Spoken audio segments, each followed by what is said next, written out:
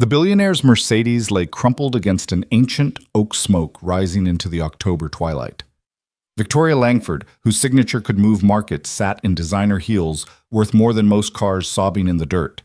When Daniel Cooper found her, he saw something the world never would not. The CEO who'd built an empire but a mother who'd lost everything that mattered. "My son won't even answer my calls," she whispered. His response would change both their lives forever. Stay with me to discover how a widowed father's simple words transformed a billionaire's world.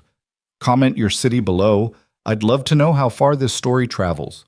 The forest held its breath in the fading light of an October afternoon. Daniel Cooper adjusted the straps of his worn backpack, his boots crunching through layers of fallen leaves that carpeted the trail he'd walked 100 times before. This was his sanctuary, the place where grief couldn't quite reach him, where the weight of being a 35-year-old widower raising a daughter alone seemed to lift, if only for a few precious hours. He'd left Lily with Mrs. Henderson again. The elderly neighbor never asked for payment, just waved him off with that knowing smile that said she understood a man sometimes needed to walk alone with his ghosts. 3 years since Sarah's death, and these woods still felt like the only place he could breathe without that crushing weight on his chest. The trail curved ahead, disappearing into a grove of birches, whose white bark glowed like bones in the dimming light. Daniel paused, inhaling the sharp scent of pine and damp earth. Somewhere in the distance, a woodpecker hammered its rhythm against dead wood. Normal sounds. Peaceful sounds. Until they weren't. A metallic groan echoed through the trees, followed by the unmistakable sound of shattering glass. Daniel's body tensed, every muscle coiled like a spring. 20 years of construction work had taught him to recognize danger in sound, the crack before a beam fails, the whistle before something falls. This was different. This was violence meeting stillness. He ran. His boots slipped on wet leaves as he crashed through undergrowth branches, tearing at his flannel shirt. The sounds grew louder, hissing like a wounded animal, and beneath it something else. Crying, raw broken sobbing that made his chest tighten with recognition. He knew that sound, had made it himself in hospital corridors and empty bedrooms. The trees opened into a small clearing where the old logging road cut through. Daniel skidded to a stop, his breath catching in his throat. A silver Mercedes, the kind he'd only seen in magazines, had wrapped itself around a massive oak. The front end was destroyed hood, buckled like aluminum foil, steam rising from the exposed engine in ghostly wisps. The driver's door hung open, and there, 20 feet from the wreck, sat a woman. She was everything out of place in these woods. A cream-colored coat that probably cost more than his truck pooled around her on the forest floor. Her hair, platinum blonde, professionally styled, even in disaster, fell forward as she hunched over her entire body, shaking with sobs. Her shoes, impossibly high heels in deep burgundy, lay scattered beside her, one heel snapped clean off. Daniel approached slowly, the way he'd approached Lily when nightmares woke her screaming. "Ma'am, are you hurt?" The woman's head snapped up, and Daniel found himself looking into eyes the color of winter sky, pale blue rimmed red mascara, painting dark rivers down cheeks that belonged on magazine covers. She was beautiful in that untouchable way wealthy women always seem to be, but right now she looked shattered, actually truly broken. She started, then stopped, her hand going to her throat. I can't, it's okay, Daniel said, dropping to one knee a safe distance away. His construction site first aid training kicked in. "Can you tell me if you're injured? Any pain in your neck, your back?" She shook her head, a jerky, desperate movement. "No, I'm not. The airbag, I'm fine." Fine. Daniel almost laughed at the word. Nothing about this scene said fine. He studied her more carefully. Her hands were bleeding, not badly, just scratches from brambles. Her coat was torn at the shoulder. But the real damage wasn't physical. He'd seen this before in his own reflection those first months after Sarah. "I'm Daniel," he said, settling onto the cold ground, maintaining that careful distance. "Daniel Cooper. I live about 3 miles that way." He pointed vaguely west. "You want to tell me what happened?" She looked at him, then really looked as if seeing him for the first time. Her eyes traveled over his worn jeans, his faded flannel, the calluses on his hands. He could see her calculating, categorizing the way rich people always did. Blue collar, Manual labor. Harmless. Victoria, she said finally. Victoria Langford. The name hit him like cold water. Victoria Langford. Everyone knew that name. Langford Industries. The billionaire CEO who'd built an empire from nothing, whose business strategies were taught in universities, whose face graced Forbes covers.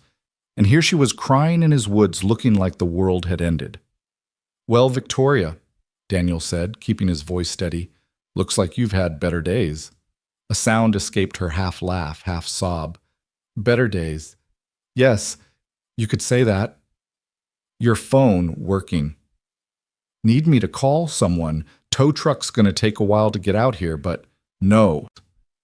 The word came out sharp, desperate. She pressed her hands to her face. No, please, I can't have anyone. The press, they'll... Understanding dawned. The wreck.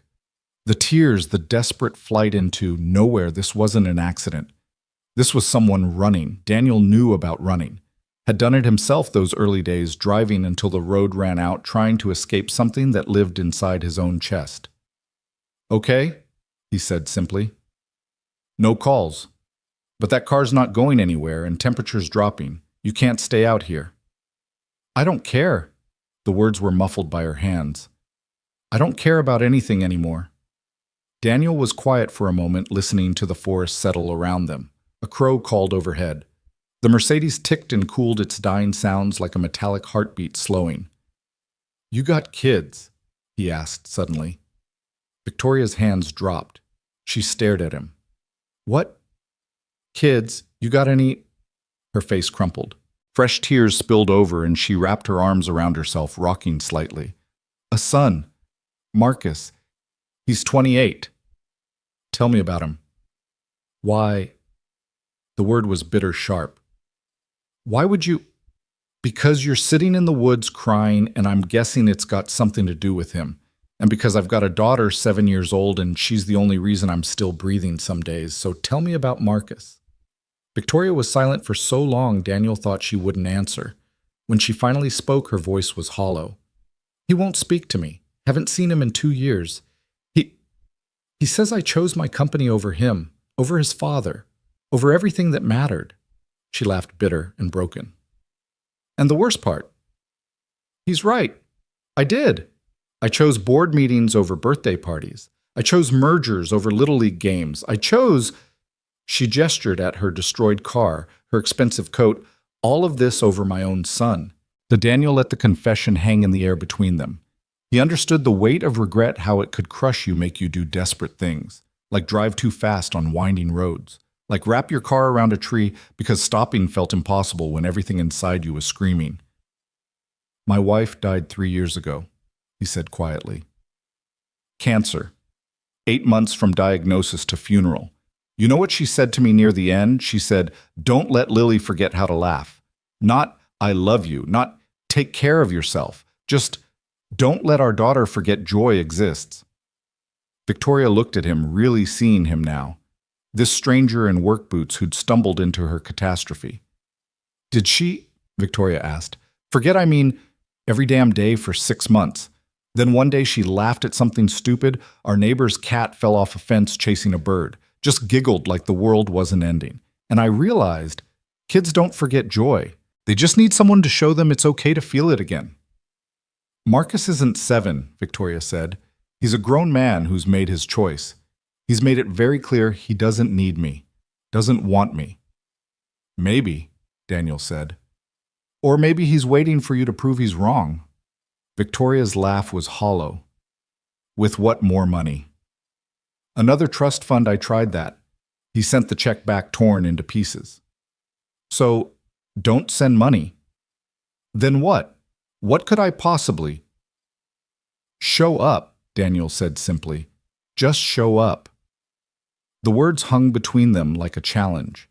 Victoria stared at him, this stranger with dirt under his fingernails and wisdom in his eyes that had nothing to do with stock portfolios or market strategies. He lives in Boston, she said, has a little coffee shop in the North End. Marcus's grind terrible name, but he loves it. I drove by once, saw him through the window laughing with customers, and I couldn't go in. He looked so happy. Happy without me. You drove 3 hours just to look through a window. 4 hours. Traffic was terrible. She wiped at her face, smearing mascara worse. I sat in my car for 3 hours trying to work up the courage. My own son and I couldn't walk through a door. Daniel shifted his knees, protesting against the cold ground. You know what the hardest part of being a single parent is?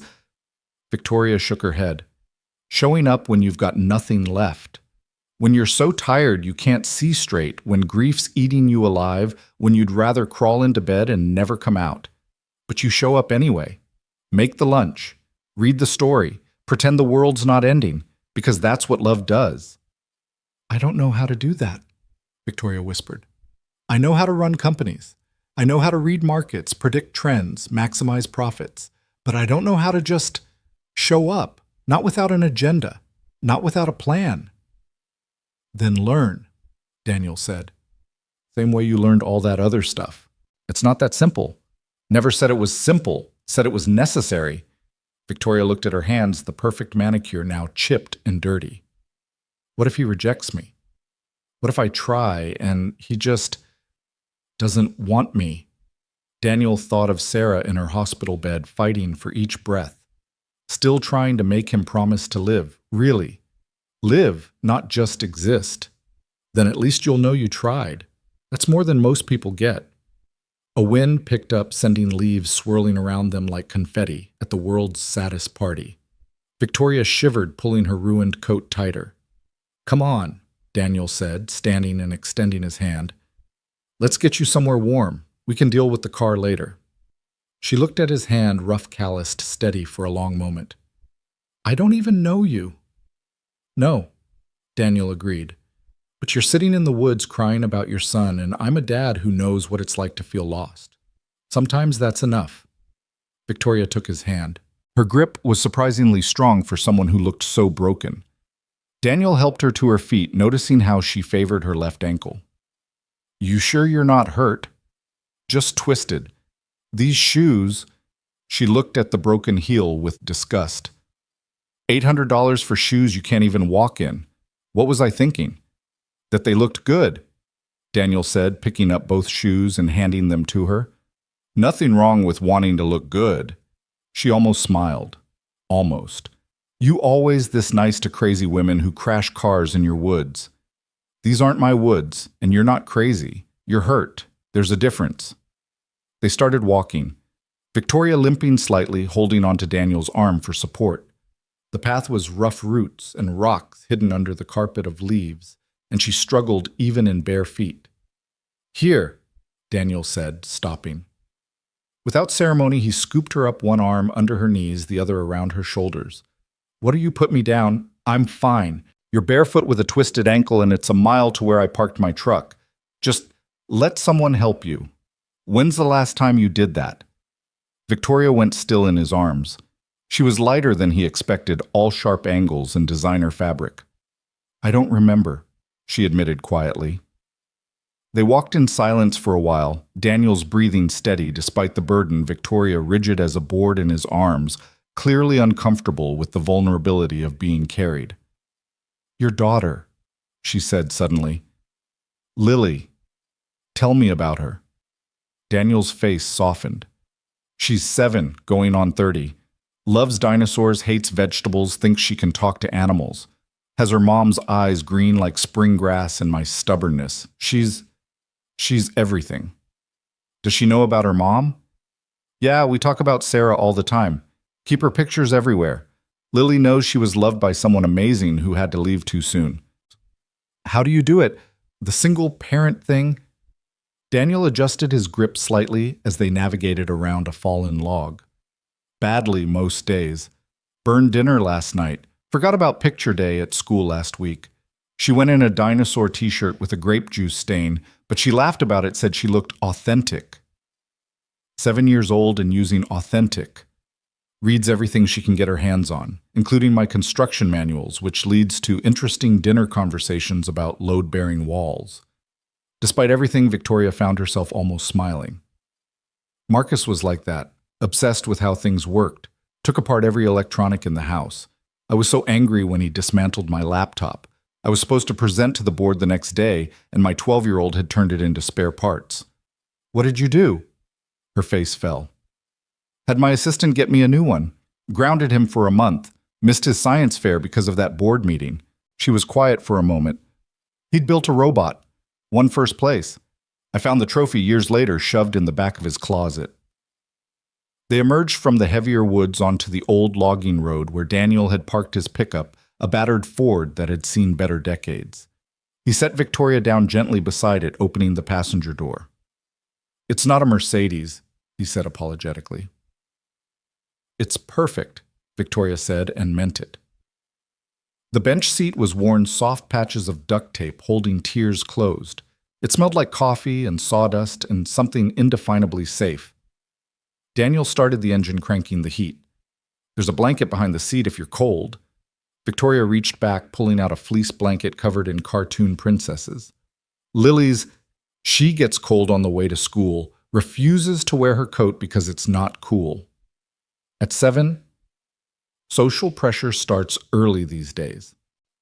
They drove in comfortable silence for a few minutes, the truck's old heater gradually warming the cab. Victoria watched the trees blur past her mind, racing, but going nowhere like a hamster on a wheel. Why were you in the woods? She asked suddenly. Daniel's hands tightened slightly on the wheel. Same reason you were driving too fast on that curve. Sometimes you need to be somewhere that doesn't remind you of everything you've lost. Does it work? No. But it's better than sitting at home staring at her coffee mug that I can't throw away, or her pillow that still smells like her shampoo if I bury my face in it just right. Victoria turned to look at him. This stranger who spoke about grief like it was a friend he'd gotten to know well. 3 years and it's still that bad. Not bad, just present. Like background music you can't turn off. Some days it's quiet. Some days it's so loud I can't hear anything else. I'm sorry, Victoria said. About your wife. I'm sorry about your son. He's not dead. No, but the relationship is at least right now. And that's a kind of grief too. Victoria was quiet, processing this. She'd never thought of it that way, that she was grieving. It seemed too dramatic, too self-indulgent. But sitting in this truck with a stranger who carried his own losses, she realized that's exactly what it was. Grief for the mother she'd never been, for the moments she'd never get back, for the son who looked at her like she was a stranger. I don't know how to fix it, she admitted. Maybe you don't, Daniel said, turning onto a paved road. Maybe you just start fresh, not fixing building. Building what? Whatever he'll let you, even if it's just standing in his coffee shop line once a week ordering a latte you don't want, even if he ignores you every time. You show up anyway. That sounds like stalking. That sounds like not giving up. They pulled into a small gas station, fluorescent lights harsh after the soft darkness of the woods. Daniel parked near the door. Wait here. He came back with a first aid kit, a bottle of water, and a pair of flip-flops. Size 7. How did you... Lucky guess. He knelt by the open passenger door, gently taking her foot to inspect the ankle. His hands were gentle despite their roughness, careful as he cleaned the scratches on her feet from the woods. Not too swollen. You'll be okay. You some kind of medical expert? Construction sites. Someone's always getting hurt. You learn the basics. He helped her into the flip-flops. They're Lily's. She leaves them everywhere. Pink unicorns, Victoria noted, looking at the cheerful design. Very CEO appropriate. You'd be surprised how many problems can be solved with unicorns. Victoria's phone buzzed in her coat pocket. She pulled it out, seeing the stream of messages. Board members, assistants, lawyers. The entire machinery of her empire wondering where she'd disappeared to. She turned it off. Don't you need to answer those? Daniel asked. They're not going anywhere. For once, neither am I. She looked at him. Would you tell me more about how you did it? Raised Lily alone after... Daniel leaned against the truck's doorframe. You really want to know. I need to know. How do you love someone when you've forgotten how... when you've spent so many years speaking a different language entirely? Daniel thought for a moment. You know what Lily said to me about a month after Sarah died? I was trying to make her breakfast pancakes because Sarah always made pancakes on Sundays. I was burning them, smoking up the whole kitchen, just failing spectacularly. And Lily looked at me with these serious eyes and said, Daddy Mommy's pancakes were better, but yours have more love because you're trying so hard. Victoria's eyes filled with fresh tears. Children forgive so easily. No, Daniel corrected. Children love easily. There's a difference. Forgiveness takes understanding what was lost. Love just takes showing up. Marcus understands what was lost. Every birthday, every baseball game, every night I worked late instead of reading him stories. Then maybe what he needs isn't forgiveness. Maybe he just needs to see you try to make bad pancakes. Victoria laughed, surprising herself. I don't even know how to make pancakes. YouTube, Daniel said seriously. Lily and I learned everything from YouTube. Braiding hair, sewing buttons, having conversations about where babies come from. How'd that last one go? Terribly. She now thinks babies are delivered by Amazon Prime. Victoria laughed again, and this time it felt real, bubbling up from somewhere deep that hadn't been touched in years. She sounds wonderful. She is, and exhausting, and infuriating, and the best thing that ever happened to me. He paused. That's the thing about kids. They're never just one thing. Marcus isn't just angry. He's not just hurt. He's also the kid who took apart your laptop, who won the science fair, who makes coffee in the North End. He's all of it. But he won't let me see any of it anymore. Today, no. Tomorrow, maybe no. But next month, next year, you don't know unless you try. They got back in the truck, Daniel navigating through increasingly familiar streets. Victoria recognized the area, the outskirts of Millbrook, a small town about an hour from Boston where normal people lived normal lives. You said you live around here? Just up ahead. Nothing fancy, just a place for me and Lily. Could I see it? I know that's weird, but I haven't been in a real home in so long. Everything in my life is staged, perfect, cold. Daniel looked at her, this billionaire in his daughter's unicorn flip-flops, mascara-stained and broken, and made a decision. Sure, but I warn you, it looks like a 7-year-old tornado hit it. The house was small, a 2-story colonial that had seen better years but wore its age with dignity. The porch light was on warm yellow against the growing darkness. Mrs. Henderson's silhouette moved past the front window. That's my neighbor, Daniel explained. She watches Lily when I need to clear my head. They walked up the path, Victoria limping slightly, but managing. The door opened before they reached it.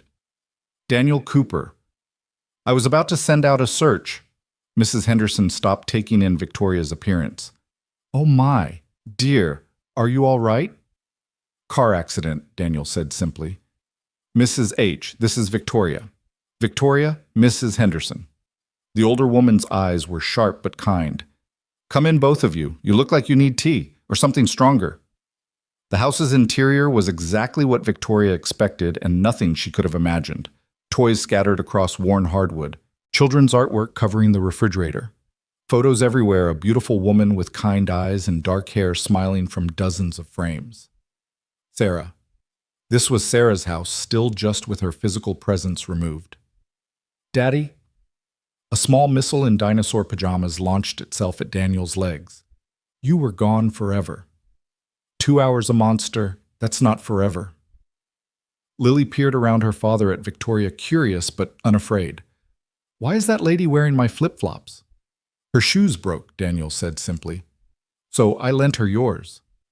Oh, okay. Did you cry? This last was directed at Victoria. Your face looks like you cried. I have tissues in my room if you need some. They have puppies on them. Victoria found herself kneeling despite her ankle meeting this child at eye level. Thank you. That's very kind. Lily studied her with that unnerving intensity children possess. You're pretty, like a magazine lady, but sad. Daddy's sad too, but he pretends he's not. Lily, Daniel started. What? It's true. You cry in the shower. I can hear you sometimes. Mrs. Henderson rescued them all.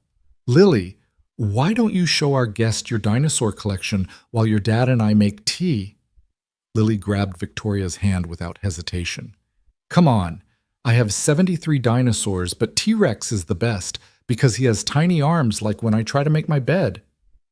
Victoria found herself being pulled into a small bedroom that was an explosion of color and chaos. Dinosaurs everywhere, toys, posters, bedding, books stacked in precarious towers. A goldfish swimming lazy circles in a bowl labeled Mr. Bubbles III. "What happened to the first two Mr. Bubbles?" Victoria asked. "They went to live in the big ocean in the sky," Lily said matter-of-factly. "Daddy says everything dies, but that's okay because it makes room for new things. Like how Mommy died, but then I got to learn how to make Daddy laugh again." Victoria felt her heart crack. This child, this 7-year-old philosopher in dinosaur pajamas, understood something she'd spent 60 years missing. "Do you miss her?" "Your mom." Lily considered this, organizing her dinosaurs in a careful line. "I don't remember her much, just pieces. Like how she smelled like flowers and how she hummed when she cooked. But Daddy tells me stories, so it's like I know her anyway." "Do you have kids?" "A son, Marcus." "Is he nice?" "Very nice. He makes coffee for people." "That's good. Coffee makes Daddy happy in the morning. Well, less grumpy anyway." She handed Victoria a plastic stegosaurus. "This is Stanley. He's nervous around new people, but he likes you." Victoria held the toy carefully as if it were precious crystal. "How can you tell?" "He's not hiding. Nervous dinosaurs hide under the bed. Brave ones stay out even when they're scared." Daniel appeared in the doorway with 2 mugs of tea. "Lily, time to brush teeth." "But Daddy, I'm showing Victoria my collection. And you can show her more another time if she wants to visit again. Teeth. Now." Lily sighed dramatically but obeyed, pausing to hug Victoria's legs on her way out. "You can keep Stanley for tonight. He'll help with the sad." Then she was gone, leaving Victoria holding a plastic dinosaur and trying not to sob. "She's extraordinary," Victoria managed. "She's something," Daniel agreed, handing her the tea. "Never know what's going to come out of her mouth." They sat in the living room surrounded by the comfortable chaos of a lived-in home. Victoria couldn't remember the last time she'd been somewhere that wasn't professionally decorated, where things existed because they were loved, not because they looked good. "I have 5 houses," she said suddenly. 5 houses, and none of them feel like this." "Like what?" "Alive, warm, like people actually live there instead of just existing." Daniel sipped his tea. "That's the difference between a house and a home. Lily makes this a home. Without her, it's just walls and a roof. Marcus had a room at my main house. I kept it exactly the same for years after he left for college, like a shrine to my failures as a mother. He asked me to turn it into something else, a gym, an office, anything. Said it was creepy. I couldn't do it." "Why?" "Because then I'd have to admit he was never coming back." They sat quietly, the old house settling around them with comfortable creaks and sighs. Outside, the wind picked up, rattling the windows slightly. "I should call about your car," Daniel said. "Tomorrow," Victoria said. "Please, just let me sit here for a while. In a real home with real people who know about real loss and real love." "Stay as long as you need." Mrs. Henderson appeared, coat on. "I'm heading home. Lily's in bed, supposedly, though I heard giggling a minute ago. Victoria, dear, it was nice meeting you. Whatever brought you here, I hope you find what you're looking for." After she left, Daniel and Victoria sat in comfortable silence. The house felt different at night, softer somehow, like it was holding them both gently. "Tell me about Sarah," Victoria said. Daniel's face changed, softening and sharpening simultaneously. She was the best person I knew. Kindergarten teacher. Could make anyone laugh.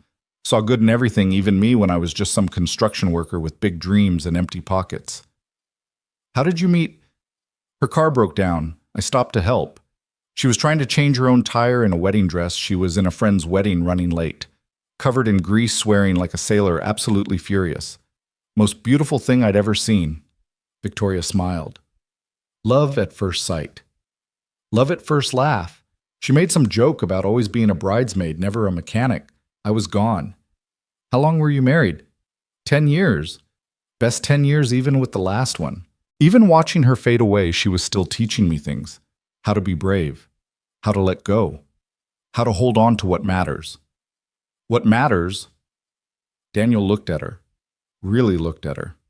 "The small stuff everyone says not to sweat." Lily's laugh. Bad pancakes on Sunday, dinosaur pajamas, showing up even when you don't know what to say. Victoria clutched her mug, the warmth seeping into her cold fingers. I don't know how to do small. Everything in my life has always been big. Big deals, big money, big mistakes. Then start tiny. One text, one phone call, one cup of coffee in his shop. What if he throws me out? Then you go back the next day. That's insane. That's love. Victoria's phone buzzed again. This time she looked 17 missed calls from her CFO. The world's falling apart without me. Is it though? She considered this. No, they're all perfectly capable. I just trained them to need me so I'd feel important. Maybe it's time to train them differently. So I can do what sit in my empty houses and think about everything I missed. So you can learn to make bad pancakes.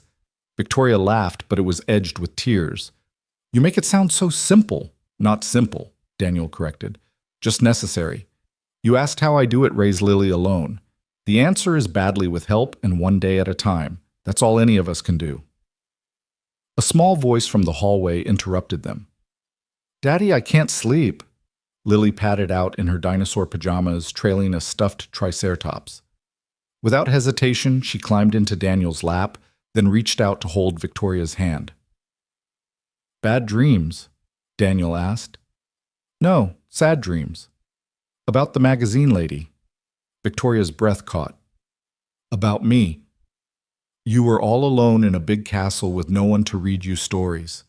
Lily's eyes were serious, old beyond her years. That's the saddest thing I could think of. Victoria felt tears sliding down her cheeks.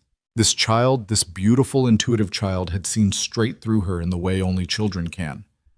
But it's okay, Lily continued, because in my dream you learned how to read stories to yourself, and then other people came to listen, and your castle got full of people and stories, and it wasn't sad anymore. That's a beautiful dream, sweetheart, Daniel said softly. It wasn't a dream.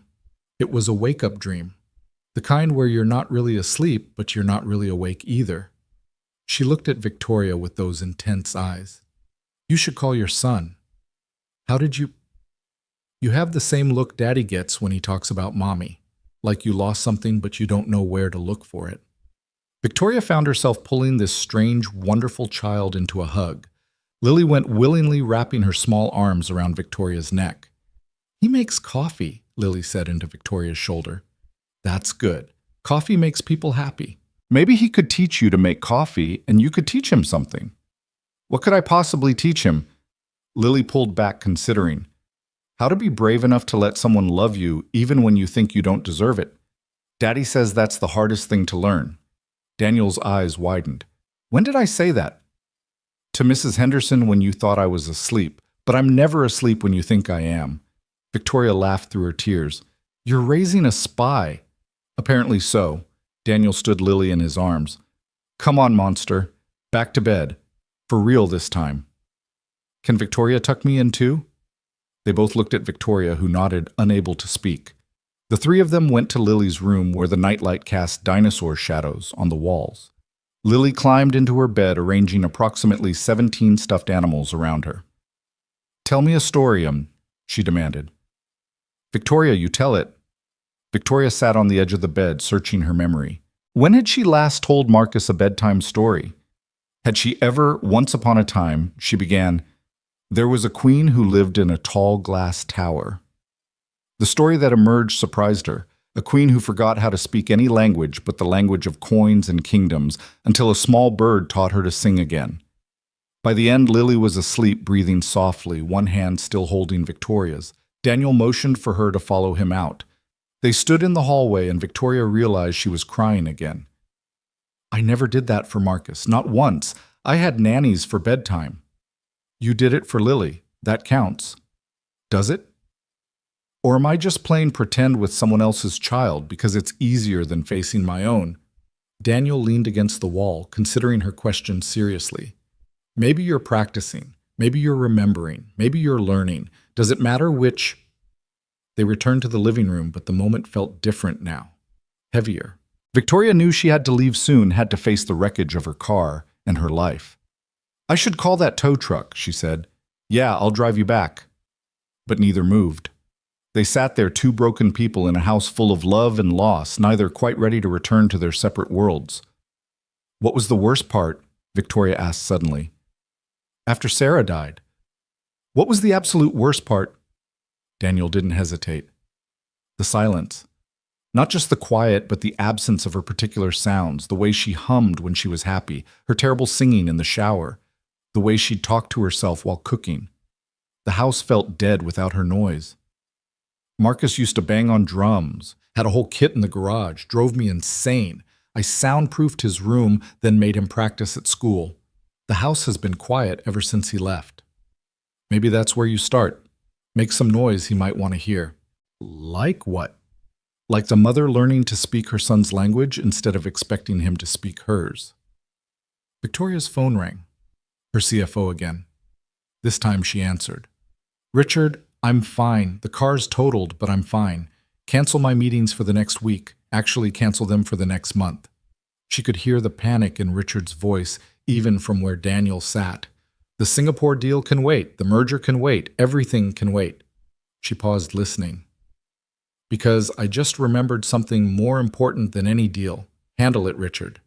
That's why I pay you more than some small country's GDP. She hung up, turning off her phone entirely. That felt either very good or very stupid, she said. Most important decisions do. They finally made the call about the car, Daniel speaking to the tow company, arranging for them to meet at the wreck site. The drive back was different. Comfortable now, like they'd crossed some invisible bridge from strangers to something else. The Mercedes looked worse in the harsh lights of the tow truck. Thousands of dollars of German engineering reduced to scrap metal. Victoria felt nothing looking at it. It was just a thing. An expensive thing, but still just metal and glass. You sure you don't want to go to the hospital? The tow truck driver asked. That's a hell of a wreck. I'm fine, Victoria said. Just need to get home. I'll drive you, Daniel offered. Boston's not that far. You don't have to. Lily's asleep. Mrs. H won't mind staying. Let me do this. The drive to Boston took 90 minutes, filled with comfortable conversation and longer, comfortable silences. Victoria directed him to her Beacon Hill townhouse, 5 stories of historic brick that had cost more than most people's retirement funds. This is home, Daniel asked. This is a house, Victoria corrected. You taught me the difference. She hesitated, then pulled out her phone, scrolling to Marcus's contact. His picture was from 5 years ago, college graduation, both of them smiling before everything fell apart completely. I don't know what to say. Start with hello. At midnight. He owns a coffee shop. He's probably still up prepping for tomorrow. Victoria stared at the phone. Such a small thing, but it felt like lifting a mountain. Her thumb hovered over the call button. What if... Stop. Just do it. She pressed call. 1 ring, 2, 3. She was about to hang up when, what do you want? Marcus's voice, cold and tired. Hello? Victoria said, her voice cracking. I wanted to say hello. Silence. Then, are you drunk? No, I was in an accident. I'm fine, she added quickly. But I was sitting there in the woods and this man, this stranger, he asked me about you. And I realized I couldn't tell him anything recent. I don't know your favorite coffee blend. I don't know if you still drum. I don't know anything that matters. Whose fault is that? Mine. Entirely mine. I know that. I'm not calling to make excuses or ask for forgiveness. I wanted to hear your voice. Another long silence. Victoria could hear noise in the background, espresso machines maybe. Music. I have to go, Marcus said. Early morning tomorrow. I know. Marcus, I love you. I know I haven't shown it. I know I chose wrong every single time. But I love you. I've always loved you. I just forgot how to show it. Mom. His voice broke slightly on the word. You don't have to say anything. You don't have to do anything. I just needed you to know. Good night, Marcus. She hung up before he could respond, her hand shaking. That was brave, Daniel said softly. That was terrifying. Most brave things are. She looked at him, this stranger who'd changed her life in a few hours. Thank you. For everything. For finding me. For carrying me. For showing me what I've been missing. You would have figured it out. No, Victoria said firmly. I wouldn't have. I would have driven that car into a tree and either died or walked away and gone right back to my empty life. You saved me. Lily saved me. Save yourself, Daniel said. Show up tomorrow, and the next day, and the next. That's how you save yourself. Victoria leaned over and kissed his cheek, soft and grateful. If you ever need anything, I'll call. But Victoria, I don't need your money or your connections. Neither does Marcus. Just be the person who sat on my daughter's bed tonight telling stories. That's who Marcus needs. She got out of the truck, standing on the sidewalk in front of her perfect empty house. Daniel waited until she was inside before driving away back to his small house full of dinosaurs and memories and love. Victoria stood in her marble foyer, designer everything surrounding her, and felt the silence Daniel had described. Not just quiet absent. No one hummed here, no one laughed here, no one lived here. She walked through the rooms, seeing them as if for the first time. The staging, the perfection, the absence of any real life. Even her home office, where she spent most of her time, was sterile. No photos. No personal touches. Just efficiency and emptiness.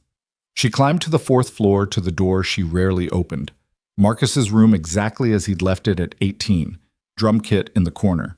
Posters of bands she'd never heard of. Books scattered on every surface. This was the only room in the house that felt real. Victoria sat on his bed, picking up a photo from his nightstand. His 16th birthday. They were both smiling, but she could see it now, the distance already growing. She was looking at the camera. He was looking away towards something she couldn't see. Her phone buzzed. A text from an unknown number. This is Daniel. Made it home safe. Lily woke up and asked if the sad magazine lady was okay. Told her you were learning to be. That seemed to satisfy her. She wants you to know Stanley, the Stegosaurus, is brave because he's scared but does things anyway. Pretty sure that's meant to be profound. Take care, Victoria. And remember, just show up. Victoria smiled, holding the phone like a lifeline. Then she opened her laptop and did something she'd never done before. She searched how to make coffee on YouTube. If she was going to show up at Marcus's shop, she might as well speak his language. The next morning arrived with autumn rain pattering against Victoria's bedroom windows. She hadn't slept, instead spending hours watching coffee-making tutorials, taking notes, like she was preparing for a board presentation. The irony wasn't lost on her. She'd built a billion-dollar empire, but needed YouTube to teach her how to make a simple latte. At 7 a.m., she stood in her pristine kitchen, staring at the espresso machine she'd owned for 3 years but never touched. Her housekeeper had always made her coffee perfect and silent, appearing at her elbow whenever needed. But the housekeeper was off today, and Victoria was alone with $18,000 of Italian engineering she didn't understand. Her first attempt produced something that looked like motor oil and tasted worse. The second wasn't much better.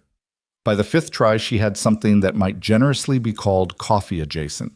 She thought of Daniel's words about bad pancakes and love and found herself laughing alone in her kitchen. When had she last done that? Her phone rang. Richard, her CFO, probably panicking about the canceled meetings. But it wasn't Richard. You called me last night. Marcus's voice uncertain. Victoria nearly dropped her phone. Marcus, yes, I'm sorry if I bothered you. You said you were in an accident. Minor. The car took the worst of it. Which car? The question surprised her. The Mercedes. The S-Class, you loved that car. It was just a car. She paused, then added, I'm learning that about a lot of things. They're just things. Silence stretched between them, but it felt different from their usual silences. Less hostile. More waiting. Why did you really call? Marcus asked. Victoria looked at her terrible coffee thought of Lily's dinosaurs, of Daniel's steady hands. Because a 7-year-old girl told me I was sad, and she was right. Because her father asked me about you, and I realized I couldn't answer any question that mattered. Because I've spent 20 years speaking a language you never wanted to learn instead of learning yours. What language is that? Coffee, apparently. I've been trying to make espresso all morning. It's horrible. She heard something that might have been a laugh. You're trying to make coffee, I'm terrible at it, but I thought maybe if I learned we could talk about something, not stocks or mergers or trust funds. Just coffee. Mom. He stopped, and she could hear him breathing. I can't do this. I can't just pretend everything's fine because you suddenly want to learn about coffee. I'm not asking you to pretend anything. I'm trying to show up, Marcus. Even if you slam the door. Especially if you slam the door. What does that even mean? Victoria thought of Daniel carrying her through the woods, of Lily offering her dinosaur for comfort. I met someone yesterday, a single father. His wife died 3 years ago, and he's raising his daughter alone. He told me that showing up is what love does, even when you have nothing to offer, even when you're broken. You just show up. Is this some kind of therapy thing? No. This is me standing in my kitchen having made terrible coffee, telling you that I know I failed you. I know I chose wrong every time. I know I can't undo any of it. But I'm here, and I'm trying to learn. Not expecting anything from you, just learning. Marcus was quiet for so long, Victoria thought he'd hung up.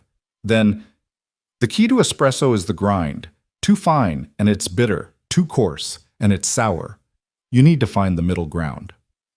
How do you find it? Practice. Lots of terrible shots until you get one right. Then you remember that feeling, that exact moment when everything balances. That sounds like more than coffee. Yeah, well, coffee's like that. Teaches you things. Another pause. I have to go. Morning rush is starting. Marcus, thank you for answering, for the advice. Don't read too much into it. I just can't stand the thought of anyone drinking bad coffee, even you. He hung up, but Victoria smiled. It wasn't forgiveness. It wasn't even a beginning. But it was contact. A tiny crack in the wall between them. She looked up his coffee shop online. Marcus's Grind, North End, Boston. The photos showed a small space, warm lighting, exposed brick. The reviews were stellar, people raved about the coffee, but more about the atmosphere, the owner who remembered everyone's name, who asked about their lives. Her son had built something real, something that mattered to people. Without her. Maybe because without her. Victoria dressed carefully, not in her usual armor of designer suits, but in jeans she had to dig from the back of her closet, and a simple sweater. She looked at herself in the mirror and hardly recognized the woman staring back. She looked normal. Approachable. Human. The drive to the North End took 20 minutes. She parked 3 blocks away, needing the walk to steady her nerves. The neighborhood was alive with Saturday morning energy families heading to the park. Couples walking dogs, the smell of bread from Italian bakeries mixing with coffee from the numerous cafes. Marcus's Grind sat on a corner, its windows fogged with warmth. Victoria stood across the street watching through the glass. There he was. Her son. He moved behind the counter with practiced grace, pulling shots, steaming milk, laughing with customers. He looked happy, content, complete without her. She stood there for an hour, frozen with indecision. People flowed in and out of the shop, everyone greeted by name, everyone leaving with smiles. Marcus had created something she never could: genuine human connection. You planning to stand there all day? Victoria jumped. An elderly woman stood beside her, tiny and fierce-looking, wearing an apron from the bakery next door. You're his mother. It wasn't a question. He has your eyes. Will you going in or not? He doesn't want me there. The woman snorted. You know what he wants. He's been checking that door every 5 minutes for the past hour. Someone called him this morning, got him all stirred up. That you... Victoria nodded. Then get in there. That boy's been waiting for his mother to show up for years, just didn't know how to ask. You don't understand, I was terrible. Honey, I'm Italian. You think we don't know from terrible mothers? My mama used to hit me with a wooden spoon and call it love, but she showed up every day, even when I hated her for it. That's what mothers do. They show up. Before Victoria could respond, the woman was pushing her toward the door. Go, order something, sit down. Exist in his space, that's all. Just exist where he can see you. Victoria's legs moved without her permission. The door chimed as she entered, and the warmth hit her, not just physical, but emotional. The space felt loved, lived in, the opposite of every space she inhabited. Marcus looked up from the espresso machine. Their eyes met. His hands stilled. The shop seemed to hold its breath. Customers sensed something, conversations faltering. Victoria stood in the doorway, neither in nor out, waiting for judgment. Next in line, Marcus's voice was steady, professional. Not warm, but not cold. Victoria approached the counter on unsteady legs. Up close, she could see Sarah in him, not his actual mother, but the influence of watching Daniel's wife from afar all those years. The kindness around his eyes, the patience in his posture. He'd learned to be good from people who weren't her. "What can I get you?" he asked. "Coffee. Just coffee." "Size? Whatever you recommend." He turned to the machine, his movements sharp, efficient. She watched his hands. Her father's hands, she realized suddenly. Her father who'd died when Marcus was 3, who'd been a carpenter, who'd built things that lasted. Somehow, that skill had skipped her and landed in her son. "For here or to go?" Marcus asked. "Here, if that's okay."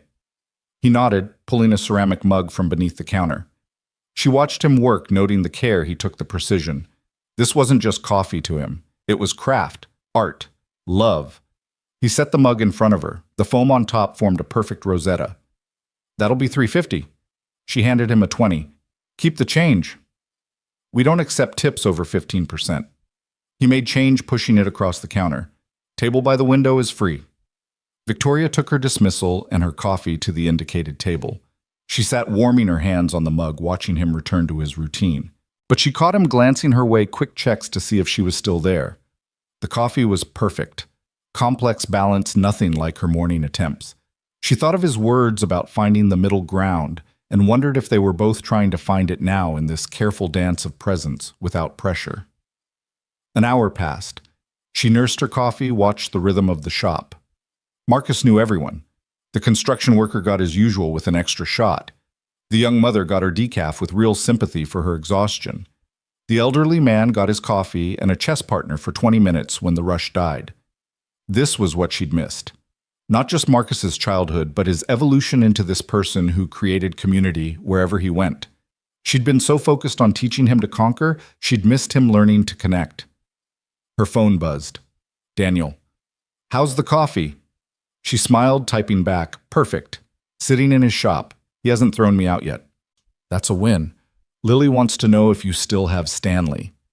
Victoria reached into her purse, touching the plastic dinosaur she'd impulsively brought. "Tell her Stanley is being very brave." "She says that's good. Brave is just scared with its walking shoes on." Victoria laughed softly, earning another glance from Marcus. Their eyes met across the shop, and something in his face softened slightly. A younger woman emerged from the back room tying an apron, pretty with wild curly hair and paint under her fingernails. She kissed Marcus's cheek casually, intimately, and Victoria realized this must be Emma, the girlfriend she'd heard about, but never met. Emma noticed her staring, said something to Marcus. His response made her look over with curiosity. She walked to Victoria's table without hesitation. "You're his mom." Again, not a question. "Yes." Emma sat without invitation. "He's been a mess all morning. Good mess or bad mess, I can't tell. You being here, is this a good thing?" "I don't know," Victoria admitted. "I'm trying to learn." "Learn what?" "How to be a mother instead of a CEO." Emma studied her with artist's eyes, seeing everything. "He has your bone structure, your hands, but his heart that came from somewhere else. His grandfather, maybe. My father. He built things with his hands. Marcus has that gift." "He builds more than coffee," Emma said. "He builds homes for people who don't have anywhere else. This place, half these customers come because Marcus makes them feel seen, valued, human." "I never taught him that." "No," Emma agreed. "But maybe you taught him what happens without it. Sometimes we learn by opposite example." Victoria felt the truth of that hit deep. "Do you hate me for what I did to him?" "I hate that he checks his phone every Mother's Day hoping you'll call. I hate that he keeps a picture of you both in his wallet from when he was 7. I hate that he still sometimes starts to call you when something good happens, then remembers you won't care unless it's about money." Each word was a knife, but Victoria took them, deserved them. "But," Emma continued, "I also see him looking at you now, trying to decide if he can risk hoping, And for that, for showing up when he thought you never would, I'm grateful. I don't know how to fix 20 years of damage. You don't fix it. You just start building something new next to it. Like this shop. It's built on an old foundation from a place that burned down. You can still see scorch marks on some of the basement stones. But Marcus didn't try to erase them. He built around them with them. Made them part of something better. Emma stood. Stay as long as you want. He needs to see you can exist in his world without trying to change it. She returned to Marcus, who whispered urgently to her. Emma whispered back their body language, an entire conversation Victoria couldn't read. Finally, Marcus nodded, kissed Emma's forehead, and went back to work. The morning turned to afternoon. Customers came and went. Victoria ordered a second coffee, then a third, each one delivered by Marcus without comment. She didn't try to talk to him, didn't push. She just existed in his space, learning its rhythms, its language. Around 2 o'clock, a familiar truck pulled up outside. Daniel emerged, Lily bouncing beside him in a tutu and rain boots. They entered the shop, and Lily immediately spotted Victoria. You're here with Stanley. She ran over, throwing her arms around Victoria without hesitation. Daddy said you were being brave today. Marcus watched this interaction with confusion. This child clearly knew his mother, loved his mother. But how Daniel approached the counter. You must be Marcus. I'm Daniel. Your mom told me you make the best coffee in Boston. You know my mother? Met her yesterday. She helped my daughter through a tough moment. The lie came smooth, protective. Lily's been talking about her all day. Lily had climbed into Victoria's lap, chattering about dinosaurs and ballet class, and how Mrs. Henderson's cat had kittens. Victoria held her carefully like precious glass, aware of Marcus watching. Are you the coffee prince? Lily asked Marcus directly. Your mom said you make magic coffee. She said that, she said you make coffee for people, but all coffee is magic because it makes grown-ups less grumpy. So you must be a coffee prince. Do you have a crown? Despite himself, Marcus smiled. No crown, but I have chocolate chip cookies. Want one? Yes, please, Daddy, can I? Daniel nodded, and Marcus brought over a cookie the size of Lily's head. She bit into it with enthusiasm, getting chocolate everywhere. This, she announced, is the best cookie in the whole world. Victoria, you should learn to make these too. I think I'll master coffee first, Victoria said softly. Marcus returned to the counter, but his posture had changed. Seeing his mother with this child, seeing her gentle and present and trying it was shifting something. Daniel ordered coffee, sitting at an adjacent table to give Victoria and Lily space, but staying close enough to be part of whatever this was becoming. Why are you really here? Marcus asked, suddenly approaching their table. With them. In my shop. Why now? Victoria looked up at her son, this man she'd created but not raised. Because yesterday I crashed my car into a tree, and this man pulled me out of the wreckage. Not just the car, all of it. And his daughter told me I was sad because I lived in a castle alone with no one to read me stories. That's the saddest thing, Lily confirmed solemnly. And I realized she was right. I've been alone in my castle for 20 years, Marcus.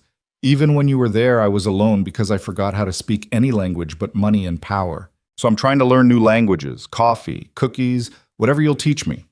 Marcus looked at Daniel. You pulled her from a wreck. She pulled herself out. I just offered a hand. And you're here because Lily wanted to see her again, and because sometimes people need witnesses when they're being brave. Marcus sat down, really looking at his mother for the first time. Not the CEO, not the stranger who'd missed everything, just a woman holding a child trying to learn. You really want to learn about coffee? He asked. I want to learn about you, Victoria said. Coffee just seems like a good starting point. It took me 10 years to get good at this. Then I'd better start now. Marcus was quiet, processing. Emma watched from behind the counter, ready to intervene if needed. But something was happening in the space between mother and son, fragile as foam art, but forming nonetheless. Tuesday mornings, Marcus said finally.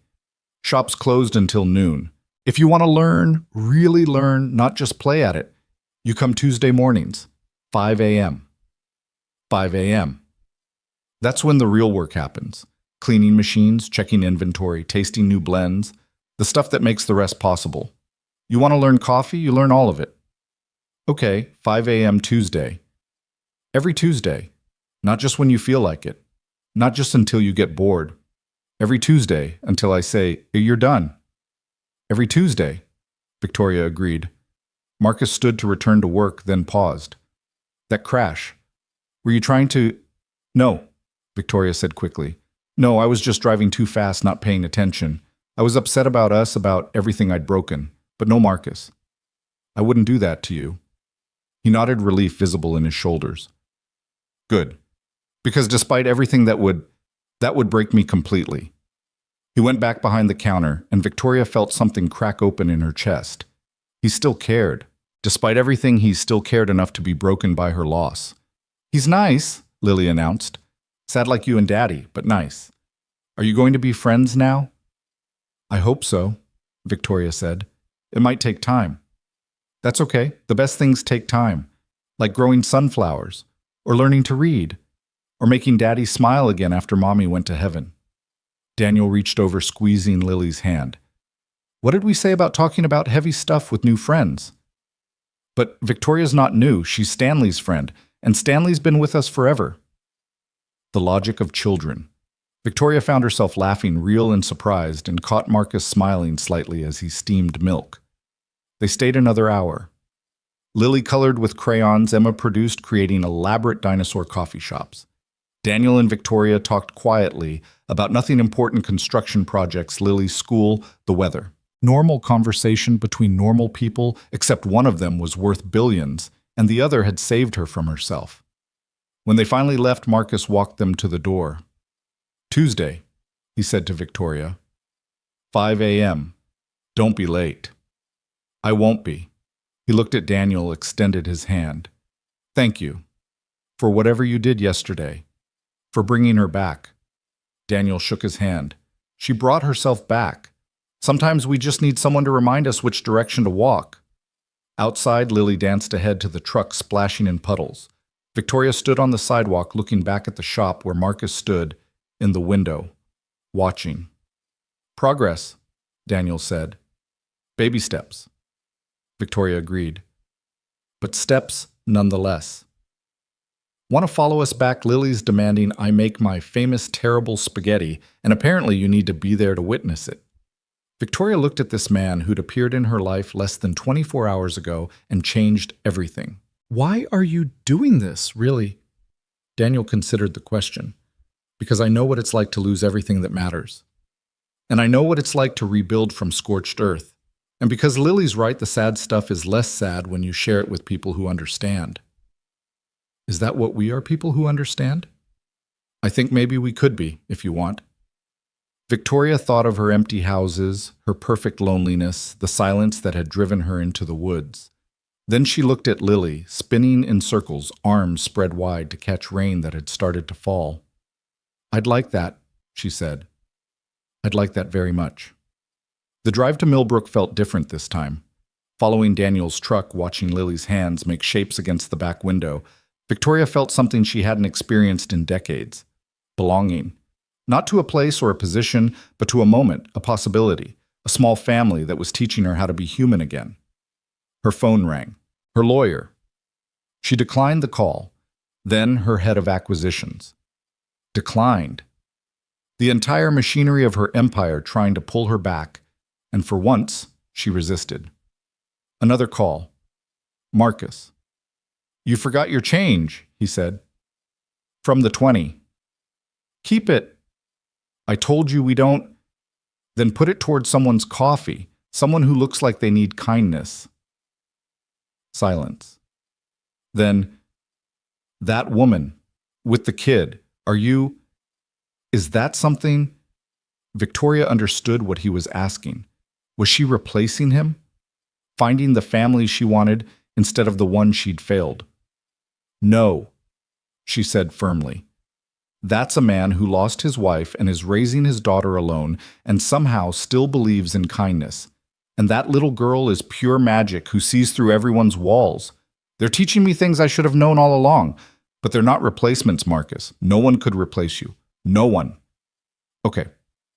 Is it okay? I mean, I don't know yet. But Tuesday. We'll see on Tuesday. He hung up and Victoria smiled. Tuesday.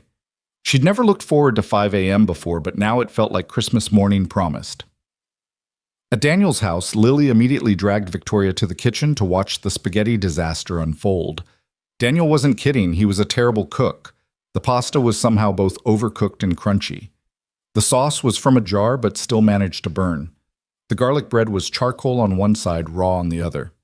"It's perfect," Lily announced, twirling mushy noodles. "Perfect, terrible spaghetti." They ate at the small kitchen table, Lily chattering about school, about Mrs. Henderson's cats, about everything and nothing. Victoria found herself really listening, not the half attention she'd given Marcus's childhood stories, but real presence. She heard about the mean girl at school who said Lily's dinosaur obsession was weird, about the teacher who let her read advanced books, about the dream where Mommy came back, but only Lily could see her. "That must have been hard," Victoria said. "The dream." "It was nice and sad at the same time. Daddy says that's okay to feel both things, that missing someone means you loved them, and love is never wrong even when it hurts." Daniel cleaned dishes, humming something tunelessly. Victoria recognized the habit Sarah's absence filled by his own sounds. She wondered what sounds Marcus made in his apartment, if he still drummed, if he filled his silence or let it swallow him. "Will you read me a story?" Lily asked as bedtime approached. A real one from a book, not a making-up one. They settled on the couch, Lily between Victoria and Daniel, as she read from a book about a brave mouse with a very small sword. Lily leaned against her, completely trusting, and Victoria felt her heart restructure itself around this moment. "You do voices," Lily said sleepily. "Different ones for each character. Mommy did that too." "Did she?" "Mm-hmm. Daddy tries, but he makes everyone sound like construction workers." "Hey," Daniel protested mildly. "My mouse voice is very sophisticated." "Your mouse sounds like he builds houses," Lily countered, giggling. By the time the story ended, Lily was asleep against Victoria's shoulder. Daniel carried her to bed, and Victoria found herself alone in this living room that felt more like home than anywhere she'd lived in 20 years. She studied the photographs again. Sarah at various ages, always smiling. Daniel and Sarah's wedding, a small affair in someone's backyard, everyone laughing. Baby Lily toddler. Lily missing front teeth, a whole life documented in drugstore prints and crooked frames. Her own walls held art worth millions, but nothing worth remembering. Daniel returned bringing tea. "She goes down easier when you're here. Usually takes 3 stories and a negotiation about tomorrow's breakfast. She's extraordinary. She's everything." He sat beside her, not too close, but close enough. "How are you feeling about today?" "About Marcus." "Terrified," Victoria admitted, "but also hopeful. He didn't throw me out. He offered to teach me. That's more than I had yesterday. Yesterday you were trying to become one with a tree.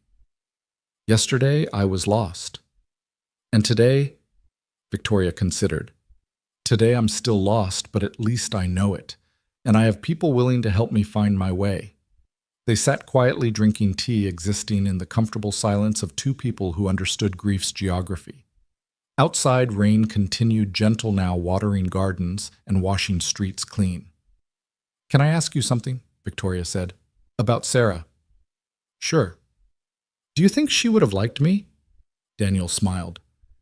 "Sarah liked everyone, but especially broken people trying to get better.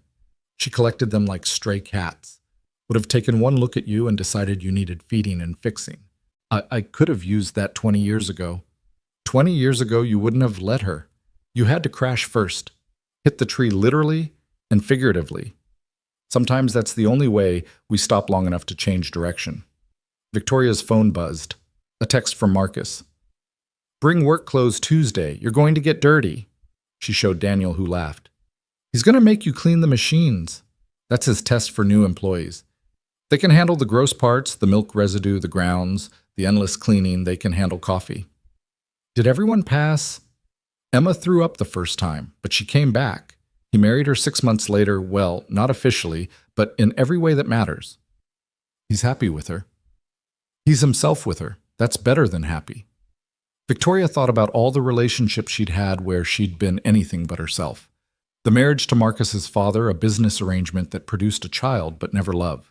The affairs with men who wanted her power or money but never knew her name was actually Vivian, that Victoria was just easier to brand. "I don't know who myself is anymore," she admitted. "Sure you do. You were her today. With Lily, with Marcus, with me. No CEO, no billions, just Victoria learning to make terrible coffee and read mouse stories. That simple, that complicated. Being yourself is the hardest thing when you've spent decades being everyone else's expectation." The rain stopped. Evening settled soft around the house. Lily called out once in her sleep, and Daniel went to check, returning with a report that she was discussing dinosaur habitats with her stuffed animals. "I should go," Victoria said, though she didn't move. "You could stay. Couch is comfortable. Breakfast is terrible, but enthusiastic. I have 5 empty houses waiting. That's not the same as having somewhere to go." He was right, but Victoria stood anyway. Some things couldn't be rushed. She'd pushed too hard, too fast with Marcus all those years. She wouldn't make that mistake with this fragile new thing growing between her and Daniel. "Thank you," she said at the door. "For yesterday, today, all of it. Tuesday after Marcus puts you through coffee boot camp, come for dinner. Lily's making pizza. It'll be an adventure." "I'd like that." She drove home through quiet streets, thinking about the day. Marcus hadn't forgiven her, but he'd offered her Tuesday mornings. Daniel hadn't asked her to be anything but herself. Lily had fallen asleep on her shoulder like it was the most natural thing in the world. Small victories, tiny steps, but movement nonetheless. At home, she stood in Marcus's untouched room again, but this time she didn't just look. She sat at his desk, opened his laptop dead for years, and found his old journal in the drawer. She shouldn't read it, knew it was a violation, but she needed to understand who he'd been when she wasn't looking. The entries were sparse, mostly about music girls' school frustrations. But one dated just after his 16th birthday stopped her cold. "Mom missed another concert. Dad didn't even pretend he'd come. Emma was there, though. Emma's always there. Sometimes I wonder what it would be like to have parents who showed up not because they had to, but because they wanted to. Because seeing me play drums was more important than another meeting, another deal, another anything. I used to think if I was better achieved more, they'd want to be there. Now I know it doesn't matter how good I am. I'm just not speaking their language, and they're not interested in learning mine." Victoria closed the journal, tears streaming. He'd known even then. Known she was choosing everything else over him, and he'd stopped trying to change it, just accepted it as fact. Her phone rang. An unknown number. "Hello." "Victoria." "It's Emma. Marcus doesn't know I'm calling. Is everything okay?" He's been sitting in the shop for an hour, just staring at the espresso machine. He does this sometimes when he's processing big things, but this is different. "You really showed up today." "I did." "He didn't think you would. Even after the call this morning, he was sure you'd change your mind. But you sat there for hours just existing in his space. Do you understand what that means to him? Tell me." Every important person in his life has only ever wanted him to exist in their space on their terms.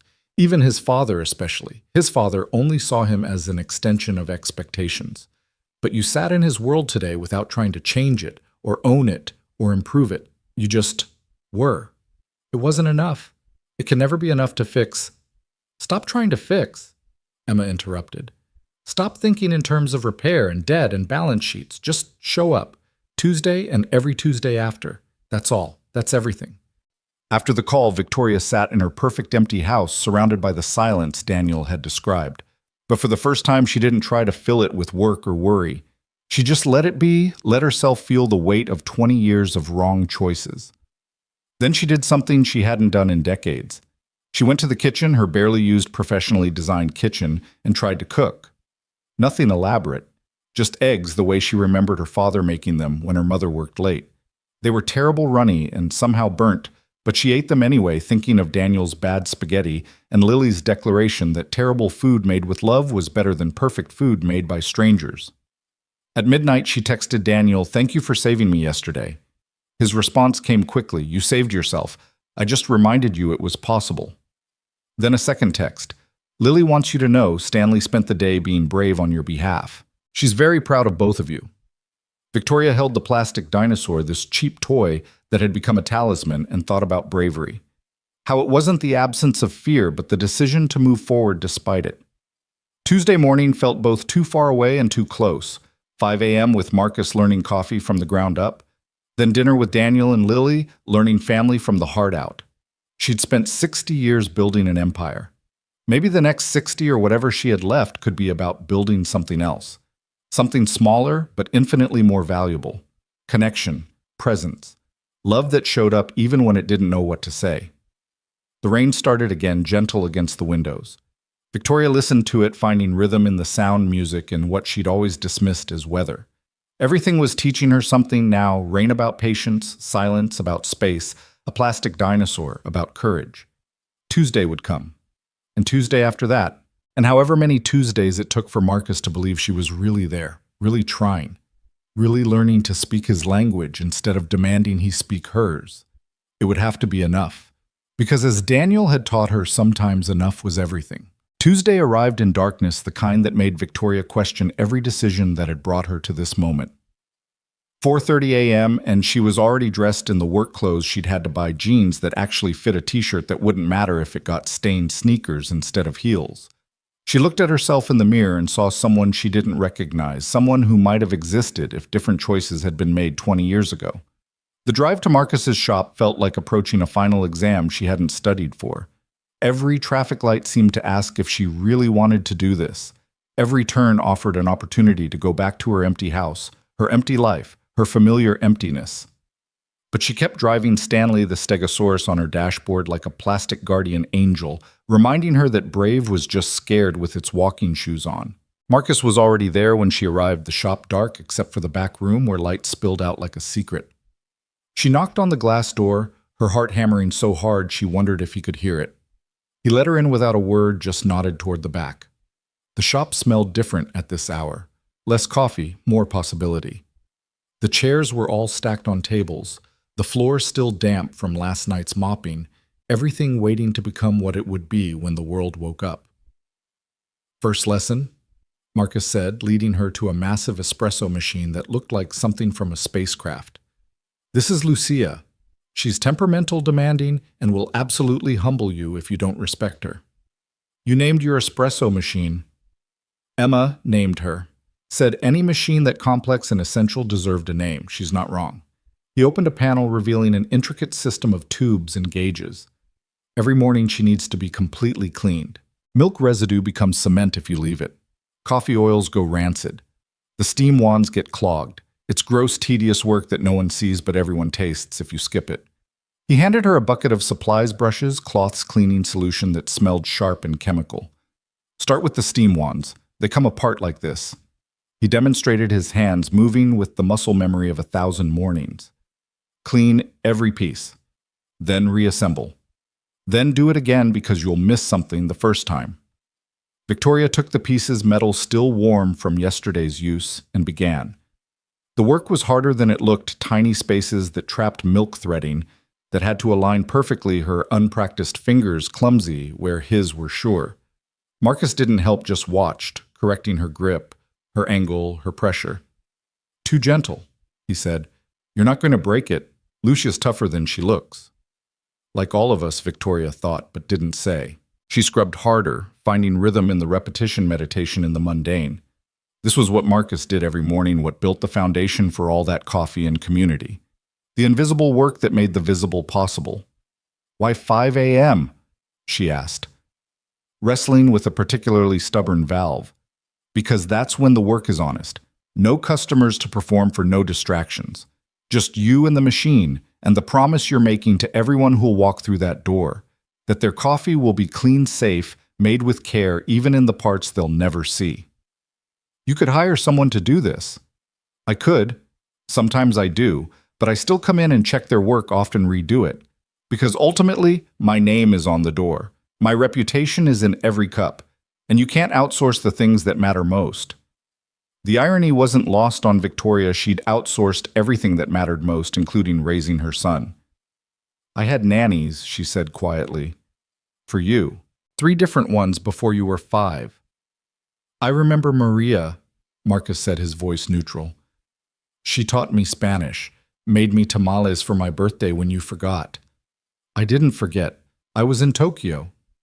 Same thing to a 6-year-old. Victoria wanted to defend herself, explain about the merger that had defined her company's future, but she stopped. He was right. To a 6-year-old, to any child absence was absence regardless of the reason. They worked in silence for a while, Victoria cleaning Marcus, adjusting her technique. The machine slowly revealed itself, not just its physical components, but its personality, its demands, its rewards for proper attention. She began to understand why he'd named it, why it mattered, why this ritual of cleaning was about more than hygiene. Your father called last week, Marcus said suddenly. Victoria's hands stilled. Richard, he wants to invest in the shop.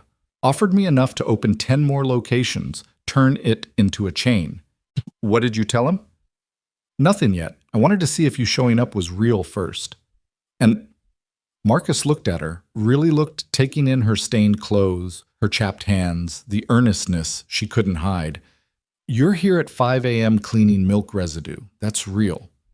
But one morning doesn't mean anything. Consistency means something. Every Tuesday, Victoria reminded him. We'll see. By 6, the machine was clean, gleaming like new. Marcus showed her how to run water through it, testing the temperature, the pressure, making sure everything was calibrated correctly. Coffee is science, he said. Chemistry and physics and timing, but it's also art, knowing when to break the rules, when to trust your instincts over the manual. How do you learn that? Time, failure, attention, same way you learn anything that matters. He moved to the grinder, a massive thing that looked industrial and probably was. This is where most people mess up. They think the machine is what matters, but it's the grind. Too fine, and you're choking the water flow, making it bitter. Too coarse, and the water runs through too fast, making it sour. Every bean is different. Every humidity level changes things. You have to adjust constantly. Taste constantly. Pay attention constantly. He showed her how to calibrate the grinder, how to test shots, how to taste for the balance point he'd described on the phone. The first shot she pulled was horrible, bitter enough to strip paint. The second was worse, sour and thin. But the fifth had something, a hint of what it could be.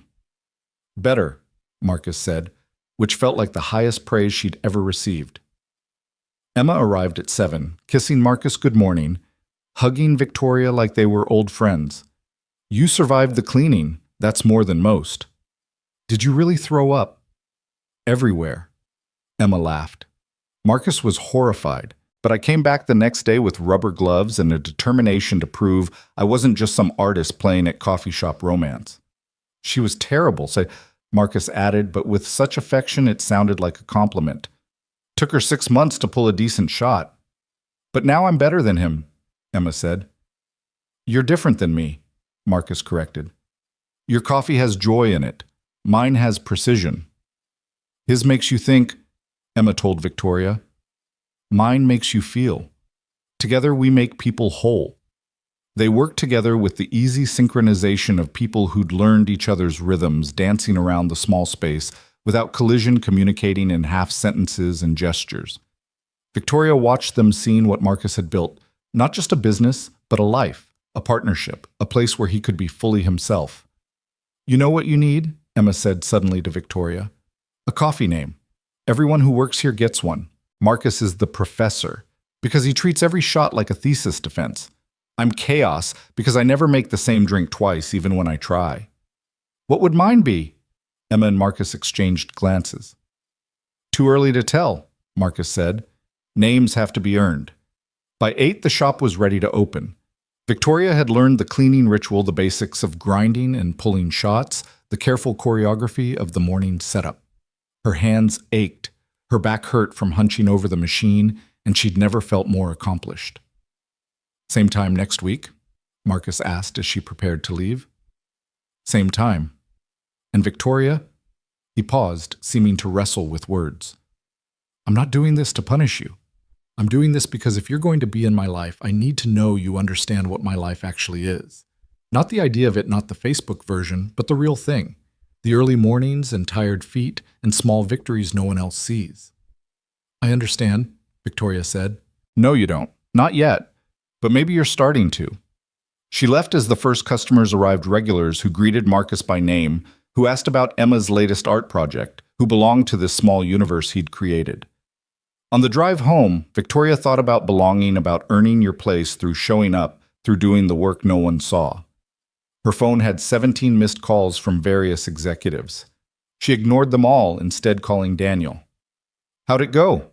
he asked without preamble. "I smell like sour milk and my hands are raw from scrubbing." "So perfect." "Actually, yes, he's teaching me, Daniel. Really teaching me, not just tolerating me." "That's beautiful. You still coming for dinner?" "Fair warning, Lily's decided we're having a dance party after. Your attendance is mandatory. Wouldn't miss it." She went home, showered, tried to nap, but couldn't. Her mind kept replaying the morning, Marcus's hands guiding hers, the hiss of steam, the smell of fresh grounds, the way he'd said, "better," like it was a gift. She'd built billion-dollar deals that gave her less satisfaction than that single word. Her lawyer called. This time she answered. "Victoria, the Singapore deal needs your signature. We're losing millions every day you delay." "Then we lose millions," she said simply. "I don't understand what's happening. You've never walked away from a deal this big." "I'm not walking away. I'm standing still. There's a difference. The board is getting restless. There's talk of a vote of no confidence." Victoria thought about this, about the empire she'd built, the power she'd accumulated, the life she'd chosen over everything else. Let them vote. Victoria meant, "I have to go, Charles. I'm having dinner with friends." "Since when do you have friends?" The question should have stung, but it only made her smile. "Since recently. Since everything changed." She hung up, dressed in casual clothes that were starting to feel less like a costume, and drove to Daniel's house. Lily was in the front yard wearing a tutu rain boots and what appeared to be a cape made from a beach towel. "Victoria, we're making pizza, but first you have to see my new dance. It's about dinosaurs who learn to fly, but then remember they like walking better." The dance was elaborate, enthusiastic, and made absolutely no sense. Victoria applauded like it was the Royal Ballet. Inside, Daniel was covered in flour, the kitchen a disaster zone of bowls and ingredients. "Pizza's harder than it looks," he said by way of greeting. "The dough is fighting back." "Show me," Victoria said, rolling up her sleeves. "You know how to make pizza." "No, but I'm learning that not knowing is where everything interesting starts." They worked together, Lily directing operations with the confidence of someone who'd never failed at anything because she didn't know failure was an option. The dough was too sticky, then too dry, then somehow both. The sauce was more like soup. The cheese distribution looked like a topographic map of chaos. "It's perfect," Lily declared when they put it in the oven. "It's a disaster," Daniel corrected. "It's perfectly disastrous," Victoria offered, and Lily decided this was the best description. While it cooked or burned, they weren't quite sure which. Lily pulled out her mother's photo albums. "Daddy said you might want to see these. This is Mommy when she was young, before she met Daddy and had me and got sick." Sarah in college, laughing at something off camera. Sarah teaching, surrounded by kindergartners. Sarah on her wedding day, radiant in a simple dress, looking at Daniel like he was everything. "She was beautiful," Victoria said. "She was more than that," Daniel said softly. "She was good. Actually genuinely good. Made everyone around her want to be better." "Did you become better?" "I tried, still trying. Some days I think I'm getting there. Then I burn pizza and yell at traffic and forget to sign permission slips." "But you show up," Victoria said. "That's what matters." Speaking of showing up, he pulled out his phone, showing her a photo. It was her from this morning through the coffee shop window, cleaning the espresso machine with absolute concentration. "Marcus sent this to Emma. Emma sent it to me. Look at your face." Victoria studied the image. She looked tired, focused, present in a way she couldn't remember being. No phone in sight, no distraction, just her hands and the work and the moment. "I look happy," she said, surprised. "You look like yourself," Daniel corrected. The pizza was indeed a disaster, burnt on the edges, raw in the middle, cheese slid off into a pile on one side. They ate it anyway. Lily declaring each bite an adventure, Daniel and Victoria sharing glances over her head, a whole conversation in looks about resilience and making do and finding joy in imperfection. After dinner came the promised dance party. Lily DJ'd from Daniel's phone, playing everything from Disney songs to what she called Daddy's Sad Man music, which turned out to be Leonard Cohen. Victoria hadn't danced in decades, not since Marcus was small, and she'd sometimes spin him around the kitchen before the nannies arrived. But Lily wouldn't accept no for an answer, pulling her into elaborate routines that involved a lot of jumping and dinosaur arms.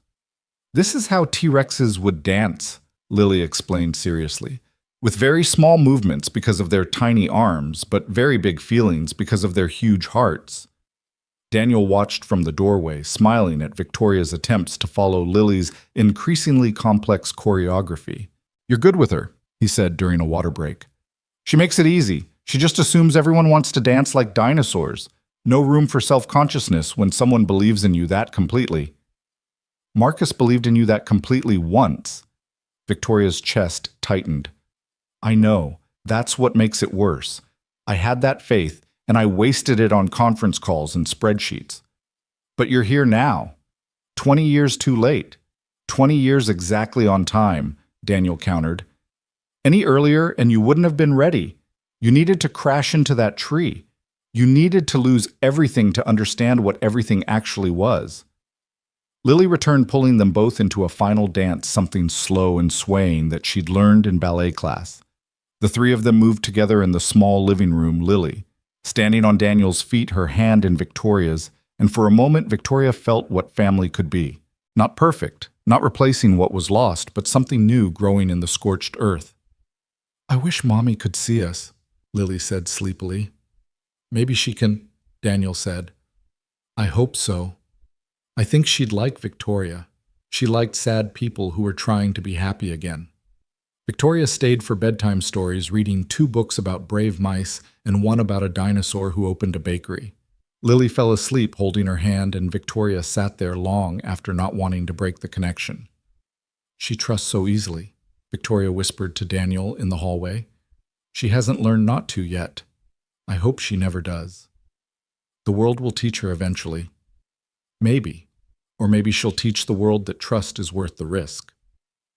They returned to the living room, the evening settling around them like a comfortable blanket.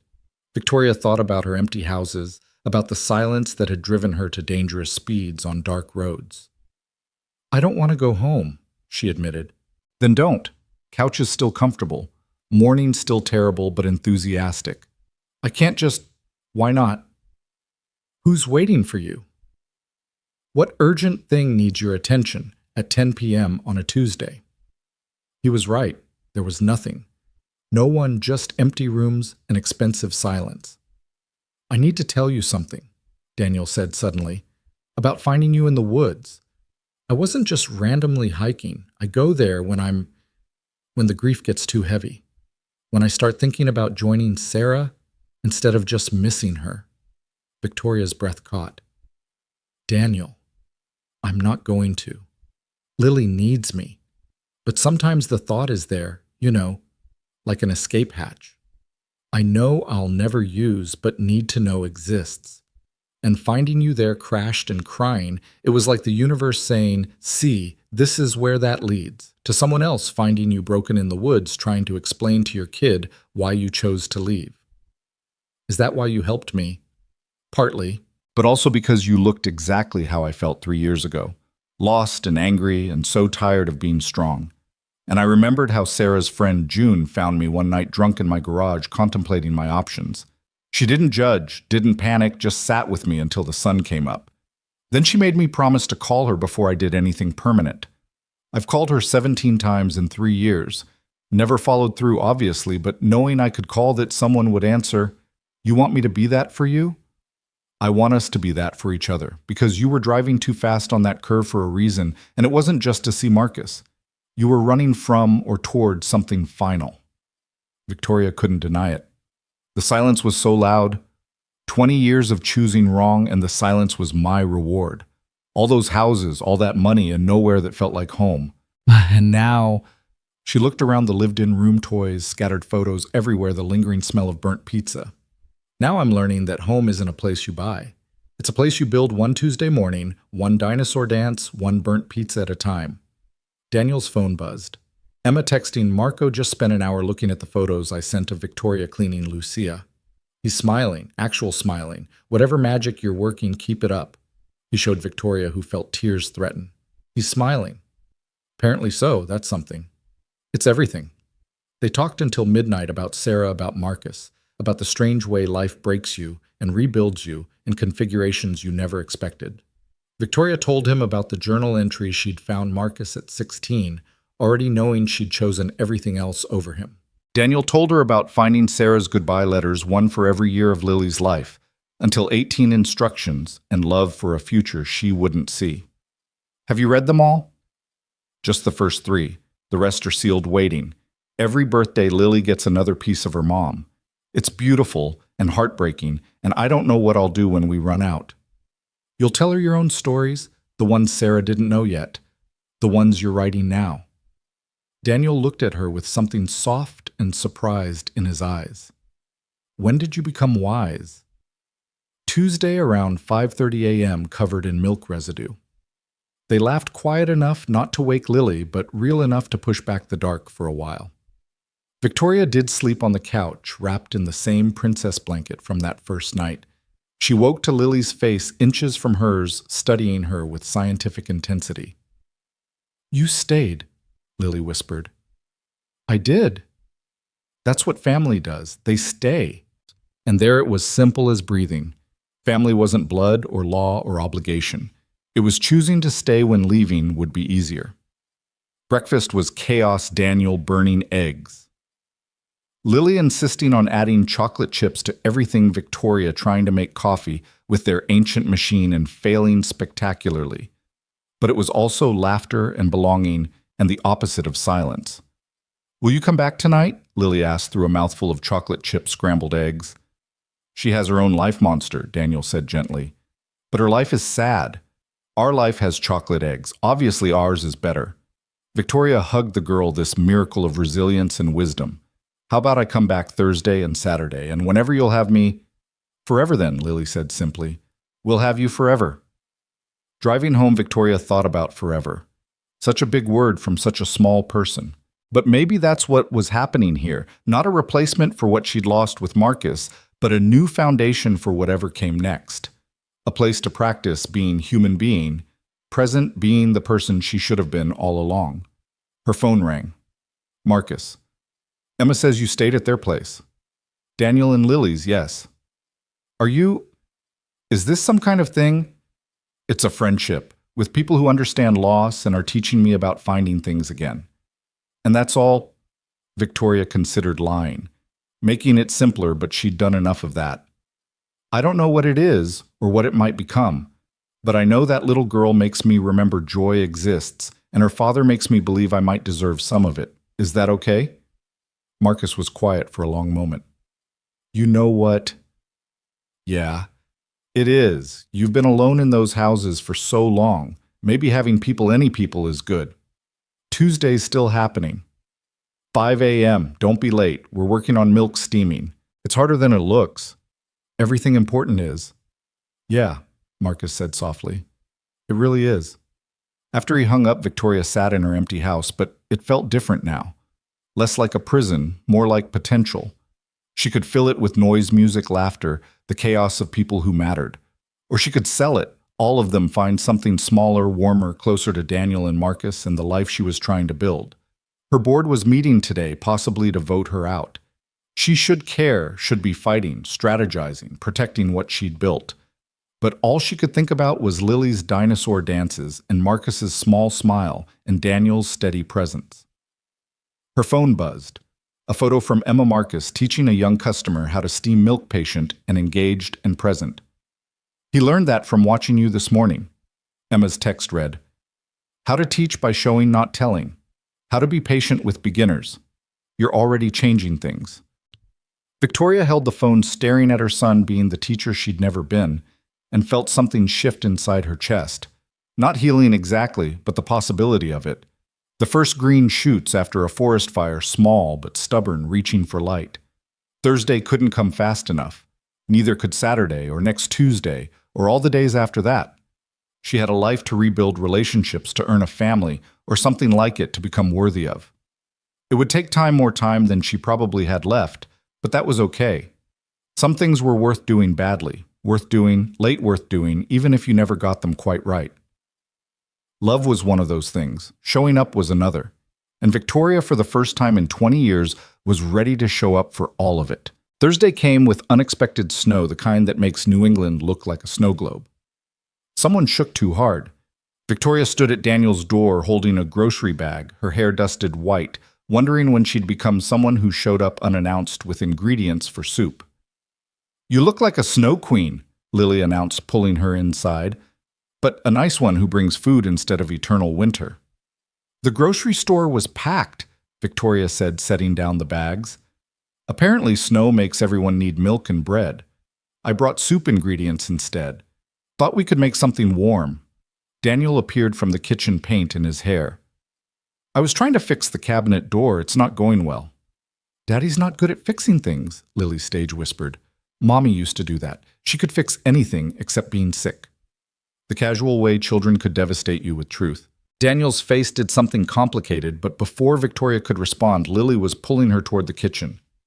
"Show me the soup magic." Victoria had to admit there was no magic, just a recipe she'd found online at 2 a.m. when sleep wouldn't come, when her empty house felt too large and her mistakes too heavy.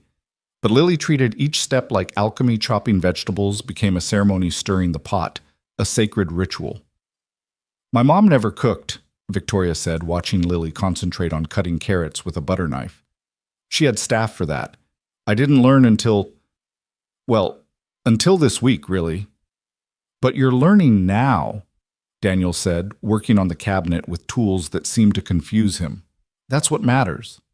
Can you really make up for 60 years of not knowing basic things?"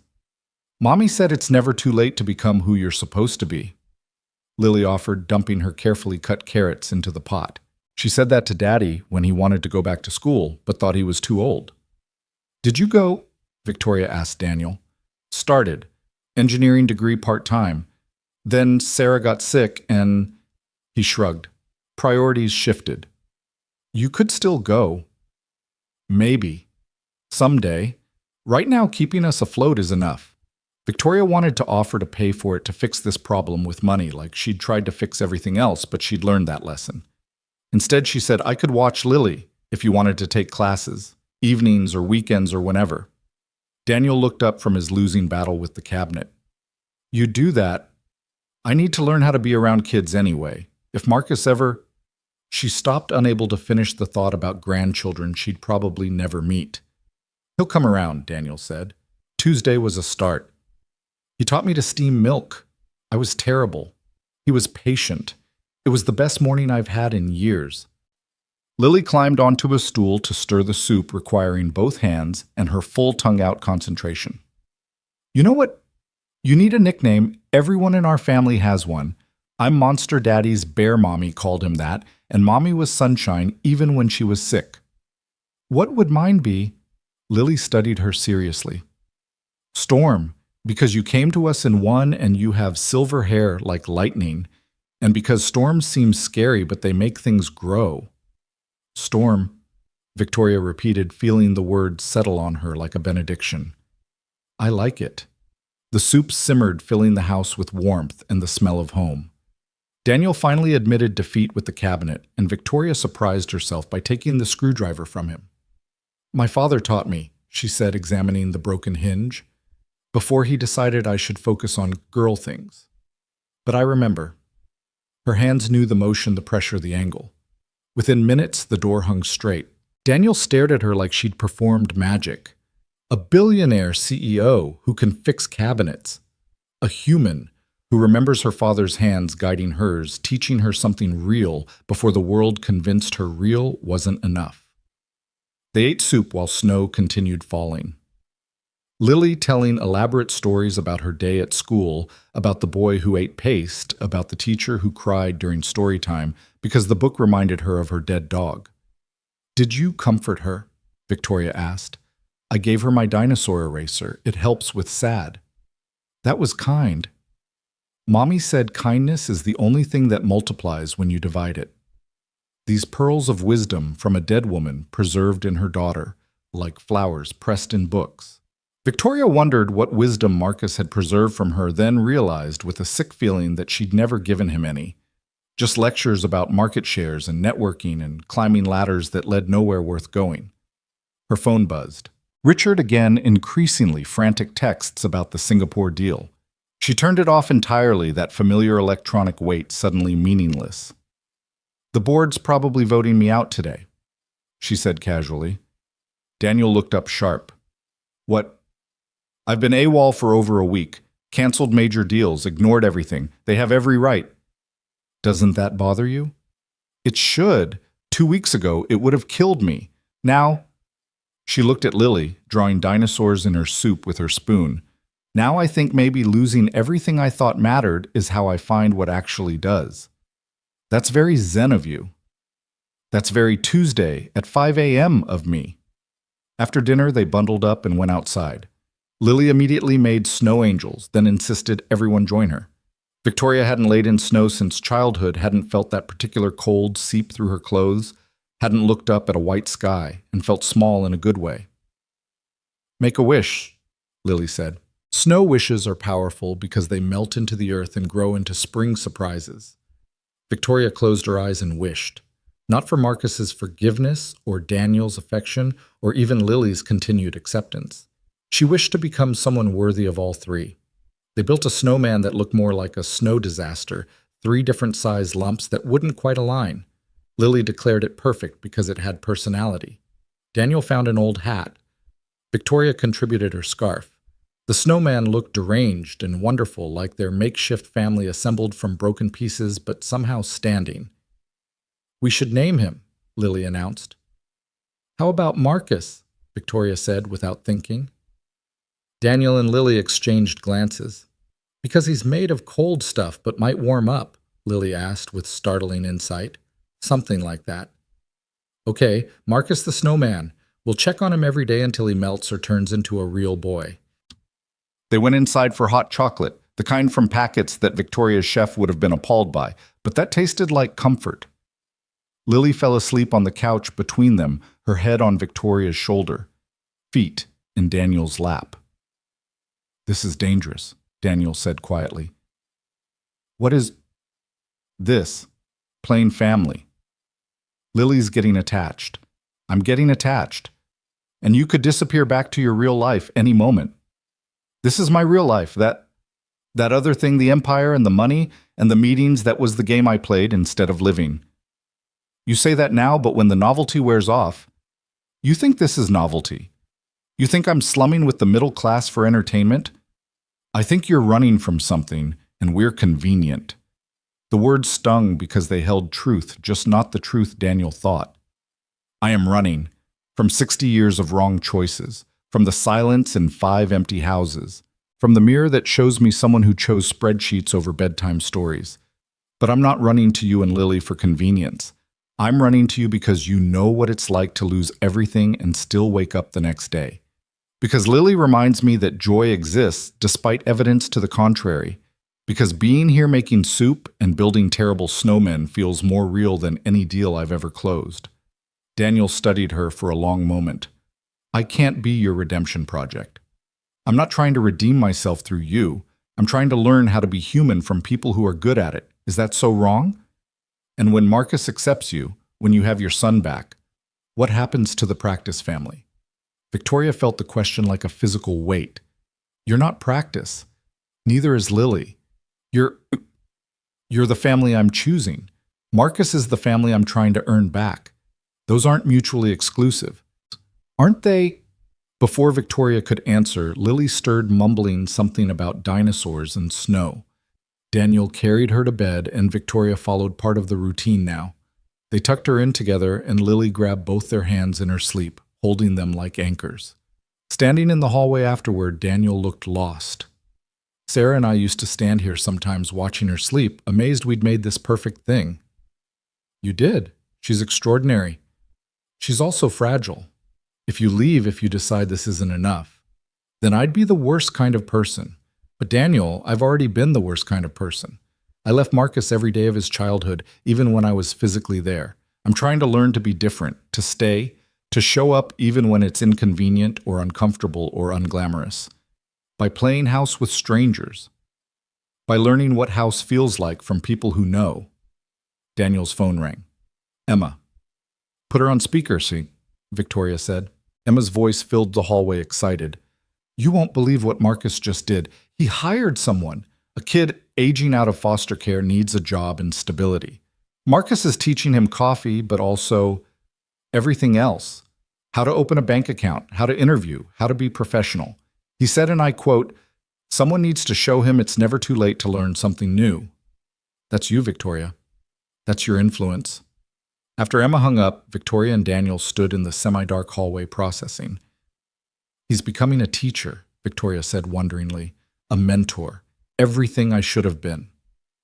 He's becoming himself, Daniel corrected. Maybe for the first time he's not defining himself in opposition to you. He's just being. Because I showed up to clean his coffee machine. Because you showed up, period. They returned to the living room, but the moment felt different, heavier with possibility, with the weight of what they were building without naming it. I should go, Victoria said. Should and want are different things. What do you want, Daniel? Not what's safe or smart, but what do you actually want? He was quiet for so long she thought he wouldn't answer. Then, I want to not be alone. I want Lily to have more than one adult who loves her. I want to come home to noise and chaos and someone else's shoes by the door. I want to stop being afraid that feeling something new means betraying something old. And I want you to stay. Tonight. Tomorrow. Tuesday mornings when you're covered in coffee grounds. Thursday nights when we make terrible soup. I want you to stay, even though it's too soon and too complicated and probably a mistake. Victoria moved closer, close enough to see the fear in his eyes, the hope, the resignation to more loss. I'm terrible at staying. I have decades of proof. So practice. Start small. Stay tonight. And tomorrow. Stay that too. One day at a time until you're good at it. That could take forever. Good thing Lily already claimed you for that long. They stood there, two broken people in a hallway that had seen love and loss and was somehow still standing. Outside, snow continued to fall, covering the world in temporary perfection. Victoria's phone buzzed again. This time a message from Marcus. Emma says you're still there. Good. That little girl needs people. That Dad seems solid. Maybe having a real family will teach you what I needed. She showed Daniel, who read it twice. He's giving permission. He's giving more than that. He's giving possibility. So stay. I'll stay. She did stay, but not in the way either expected. They sat up talking until 3 a.m. Daniel telling stories about Sarah Victoria, telling stories about Marcus as a baby before she'd forgotten how to love him. They fell asleep on opposite ends of the couch, fully clothed hands almost touching across the middle distance. Lily found them that way in the morning, took one look, and went to make her own breakfast cereal with chocolate milk, a Lily special. The sound of her carefully trying not to wake them woke them both. Morning storm, Lily said cheerfully when they emerged. I made breakfast. It's probably terrible, but it's made with love, so it's actually perfect. She was right on both counts. Victoria stayed for breakfast, then lunch, then somehow it was dinner again. She and Daniel fixed 3 more cabinet doors, taught Lily to make paper snowflakes, had a competition to see who could make the worst snow angel. Victoria won by accidentally making what Lily called a snow demon. Don't you have an empire to run? Daniel asked as they cooked dinner together, moving around each other with increasing ease. Had, past tense. The board voted this afternoon. I'm officially retired. Daniel dropped his spatula. What? They kept 51%. I kept 49 and a golden parachute that would make you sick. I'm free. You're unemployed. I'm undefined. For the first time in 40 years, I'm not CEO of anything. I'm just Victoria, or Storm, depending on who's asking. And you're okay with that. I'm ecstatic about that. Do you know how exhausting it is to be important? To have every decision matter to thousands of people you'll never meet. To measure your worth in stock prices and market shares. So what now? Victoria looked at Lily teaching her stuffed dinosaurs to dance at Daniel's hands covered in flour at the life happening in this small kitchen. Now I learn to make soup. I show up for Tuesday mornings. I help with homework. I fix cabinets. I become someone worth knowing. You're already worth knowing. No, I'm worth noting. There's a difference. One's about accomplishment, the other's about connection. I've spent 60 years being notable. I'd like to spend whatever's left being knowable. Marcus called during dinner. The foster kid I hired, Tommy. He wants to meet you. Me, why? I might have told him about you, about showing up to learn even when you're successful. He doesn't believe someone like you would scrub coffee machines. Tomorrow, Saturday morning, he works the morning shift. I'll be there. And Victoria, maybe bring that family you're staying with. Tommy needs to see that families come in all shapes. His definition's pretty narrow: abuse and abandonment. Might help to see something different. After the call, Victoria looked at Daniel and Lily. Want to get coffee tomorrow? Meet Marcus's new employee. Can I get hot chocolate? Lily asked. You can get anything you want. Then yes, family coffee trip. She said it so easily, family. Like it was decided, done, real. Maybe it was. That night, Victoria stayed again, but this time in the guest room that had been Sarah's office. Daniel had apologized for the medical equipment still in the corner, the hospital bed frame he hadn't been able to remove. It's perfect, Victoria said, meaning it. The room was real honest about its history, not pretending loss hadn't happened here. She couldn't sleep, instead standing at the window watching snow fall on the deranged snowman they'd named Marcus. It was already starting to lean its face, sliding into something unrecognizable, but it was still standing still there, still trying to hold its form against inevitable change. Her phone lit up with a text from the real Marcus. Thank you for today, for staying with them, for learning to stay at all. She typed back, thank you for teaching me that staying is worth learning. See you tomorrow. Bring the kid. She sounds like someone I need to meet. She's someone everyone needs to meet. Like her dad. Victoria considered how to respond. He saved my life, literally then, figuratively now, daily. Do you love him? The question hung there, those 3 words containing multitudes. Did she love Daniel? She loved his steadiness, his grief that had taught him grace, his hands that built things, his terrible cooking that he served with pride. But love. That was a word she'd forgotten the meaning of if she'd ever known it. I'm learning what love looks like by watching him love Lily. Does that count? It's a start, more than we ever had. We could still have it if you'll let me keep trying. Every Tuesday, 5 a.m. That's all I can promise. That's everything. Saturday morning arrived bright and bitter cold. The snowman Marcus had partially melted, then refrozen into something abstract and disturbing. Lily insisted on fixing his hat before they left. He needs to look good for real Marcus, she explained. The drive to the coffee shop felt like approaching a final exam. Victoria had Daniel and Lily with her, had Marcus's invitation, had Tommy waiting to meet her. But still that familiar fear of not being enough, of being too much, of being wrong in some fundamental way. You're nervous, Daniel observed, terrified. Why? Because this matters. Because that foster kid is looking for proof that people can change. And I'm supposed to be that proof, but what if I'm not? What if I'm just a rich woman playing at redemption? Then you'd be exactly what he expects, and he learns nothing new. But if you're real, if you're actually trying, actually changing, then you show him it's possible. That's all any of us can do. Be proof that tomorrow doesn't have to look like yesterday. The shop was busy, Saturday morning crowd in full force. Marcus worked the register while a young man, Tommy, presumably manned the espresso machine with careful concentration. He was maybe 19, all angles and defensive posture, wearing confidence like armor made of paper. Marcus saw them enter and something crossed his face, relief maybe, or hope. He said something to Tommy, who looked up startled.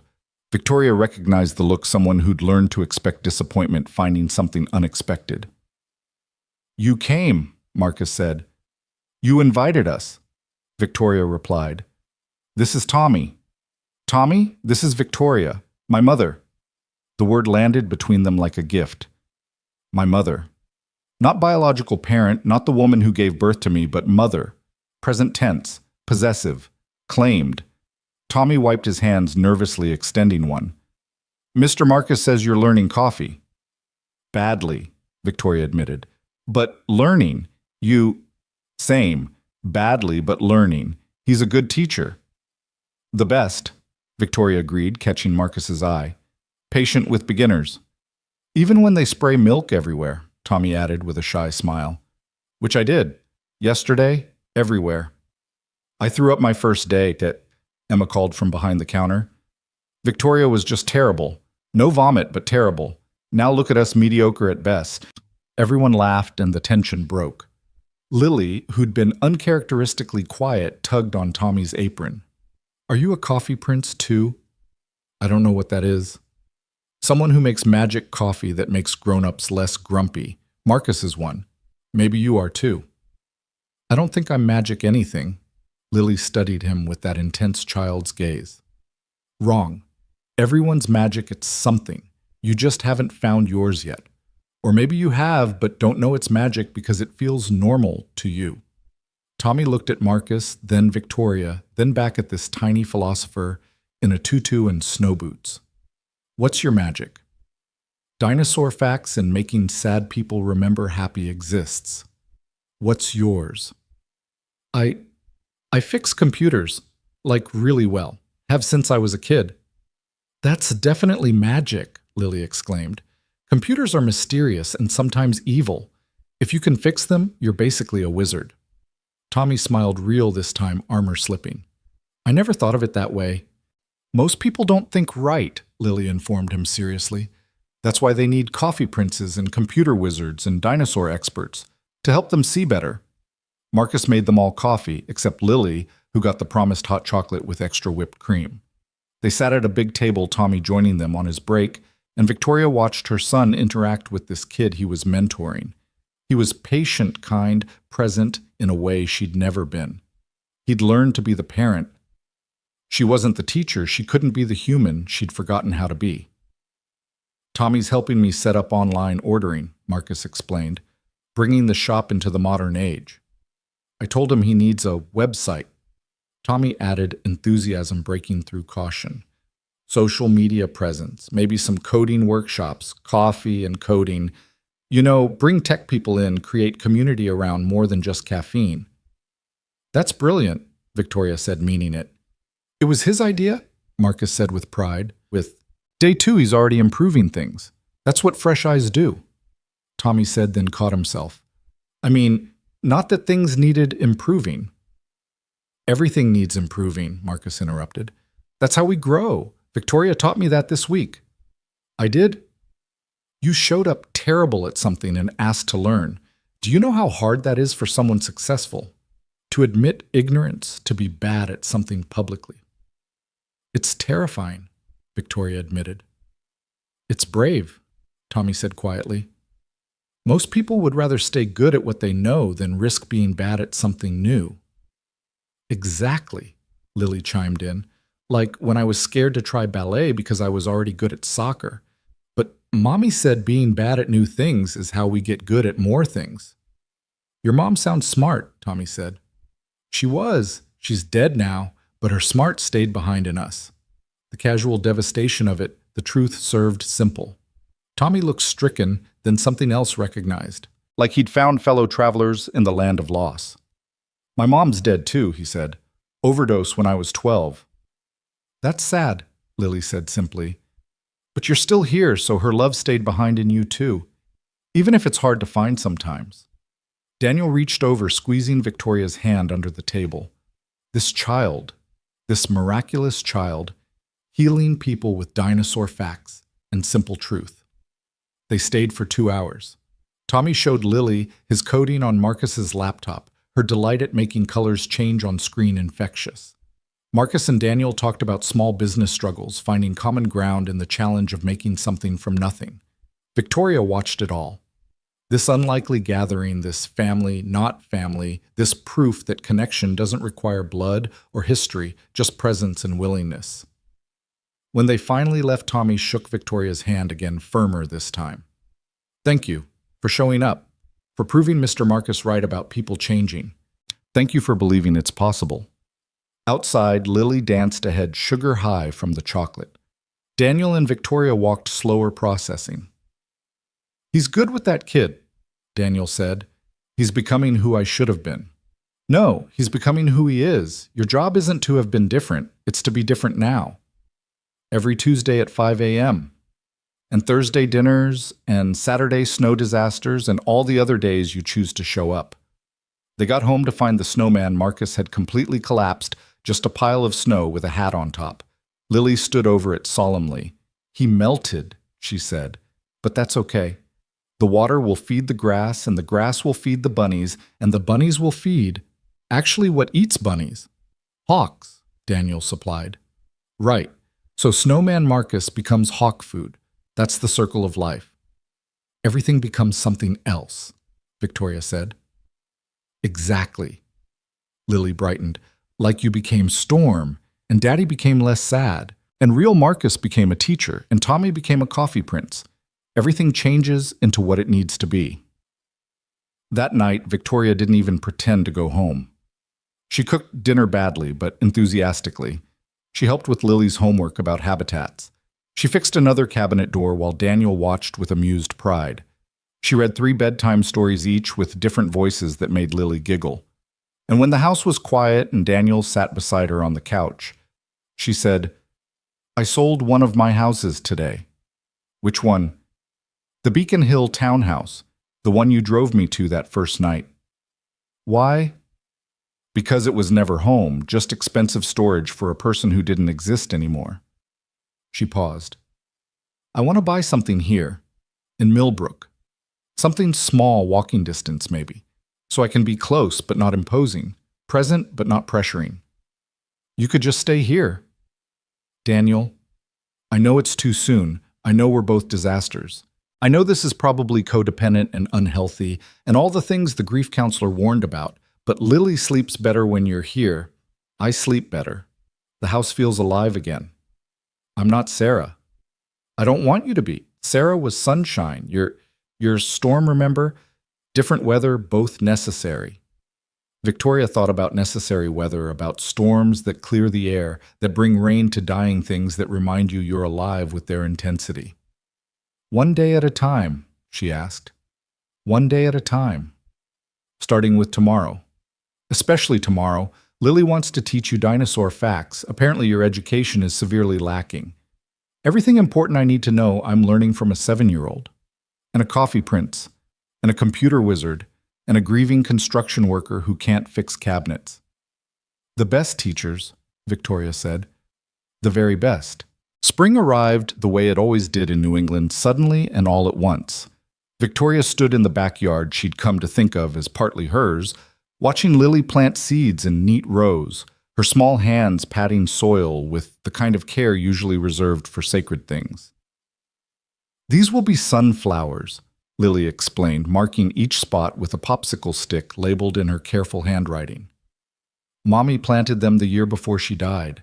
They came up after she was gone, like she was still saying hello." 6 months had passed since Victoria crashed into that tree, into Daniel's life, into something resembling redemption. 6 months of Tuesday mornings with Marcus learning not just coffee, but the rhythm of his life, the language of his love. 6 months of Thursday dinners and Saturday adventures, and all the ordinary days between that had somehow become extraordinary. Stormasse, Lily called, because that's who Victoria was now in this house that had become home. "Help me with the tomatoes, they're tricky." Victoria knelt in the dirt, her jeans already grass-stained, her manicure long abandoned. The woman who'd once spent thousands on weekly spa treatments now found peace in soil under her fingernails in the promise of things growing. "Deeper," Lily instructed. "Tomatoes like to be buried up to their necks, like when we bury Daddy in sand at the beach." "When have we buried Daddy at the beach?" "We haven't yet, but we will this summer. I already told him." This was Lily's way declaring futures into existence with the confidence of someone who'd learned early that life was short and plans were meant to be made boldly. Daniel emerged from the house carrying lemonade, and Victoria's heart did that thing it had been doing lately, that skip-catch-settle that felt like coming home. They hadn't put words to what they were becoming, just lived it day by day, careful not to examine it too closely, as if naming it might make it disappear. Marcus called, he said, handing her a glass. Wants to know if you're coming to the thing tonight. The thing was Tommy's high school equivalency graduation ceremony. The boy had thrown himself into education with the fervor of someone who'd just discovered doors could open instead of close. Marcus had been tutoring him Victoria, helping with essays, Daniel teaching him practical math through construction estimates, and Lily providing enthusiastic encouragement and dinosaur stickers for every past practice test. Of course I'm coming, Victoria said. I helped him with his entrance essay. You rewrote his entrance essay, Daniel corrected. I edited, aggressively. There's a difference. His original was 3 sentences, Lily added, not looking up from her planting. I saw it. It said, I want to learn. School didn't work before. Maybe it will now. Storm made it into 3 pages about resilience and determination and other big words. He had all those thoughts. I just helped him find the words.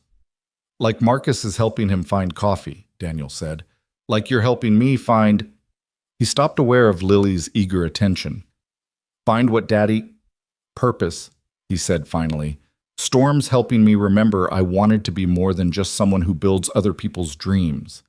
It was the closest they'd come to talking about the future, about the community center. Daniel had been sketching late at night about the nonprofit Victoria had been quietly establishing to fund vocational training for foster kids aging out of the system, about the way their separate griefs were weaving into something that looked like hope. Marcus arrived at 4. Emma with him, both dressed for the ceremony, but stopping by with coffee and news. Tommy got a job offer, Marcus announced. Tech startup downtown.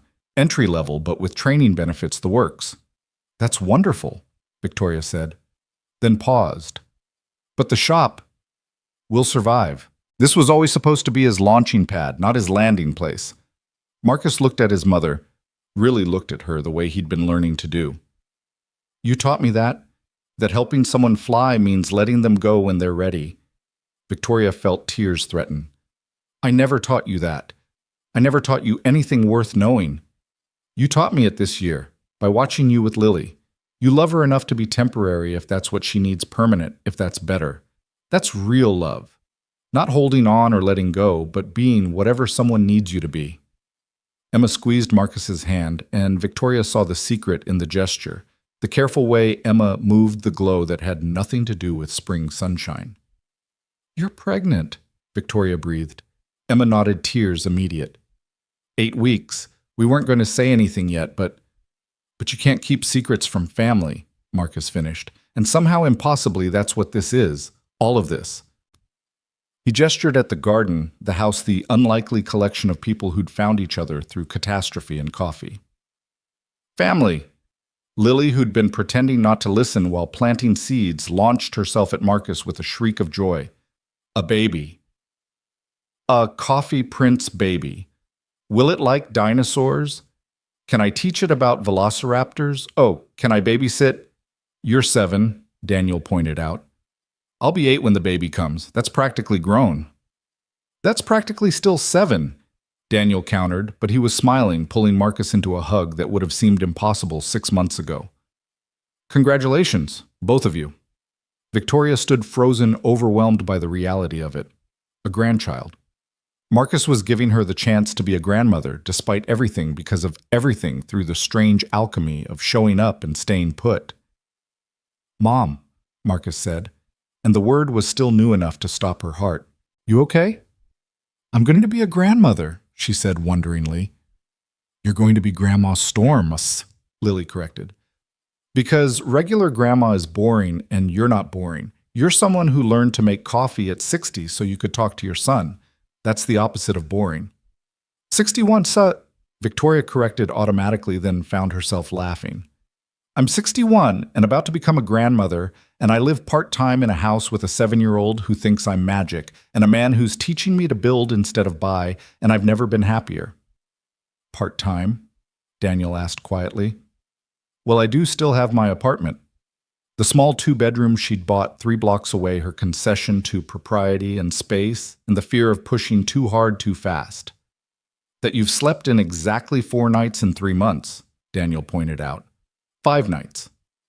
The night you had food poisoning doesn't count. You were here by 2 a.m. throwing up in our bathroom. Our bathroom. Victoria caught the pronoun. Daniel flushed, but didn't take it back. You know what I mean. Do I? They were saved from the conversation by Tommy's arrival. He'd filled out in 6 months good food and stability working their magic.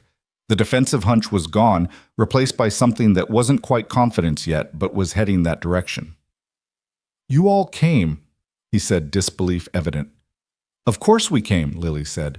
We're your people. People show up for each other's important days. I don't really have people. Wrong, Lily said firmly. You have us. We're not much. I'm 7.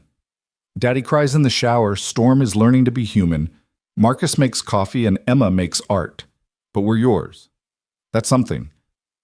That's everything, Tommy corrected, his voice rough.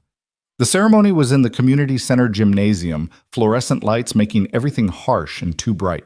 But when Tommy walked across that stage, when they called his name, when he took that diploma with hands that shook only slightly, the lighting didn't matter. Victoria found herself crying, and she wasn't alone. Daniel's hand found hers. Marcus stood to applaud. Lily whistled with 2 fingers like Mrs. Henderson had taught her, and Emma documented everything with her artist's eye for moments that mattered. Afterward, they went to Marcus's shop, closed for the evening, but open special for their celebration. Tommy made everyone coffee, even Lily, who got decaf disguised as grown-up drinks. They sat around the big table in the back, the one usually reserved for coffee cuppings and business meetings, but tonight dedicated to something more. I have an announcement, Victoria said, standing with her coffee like it was champagne. I've been working on something, with lawyers and accountants and all the people I used to use to make money instead of meaning. But this time it's different. She pulled out a folder, legal documents Victoria style, but with Hart Daniel style. The Foster to Future Foundation, funded initially with the sale of 3 of my houses, vocational training mentorship, and 6-month paid internships for kids aging out of foster care. Tommy, if you're willing, I'd like you to be our first success story, and eventually maybe a mentor yourself. Tommy stared at the papers, reading them slowly, carefully, like they might disappear. This is real as burnt pizza and dinosaur facts and Tuesday mornings at 5 a.m. But why?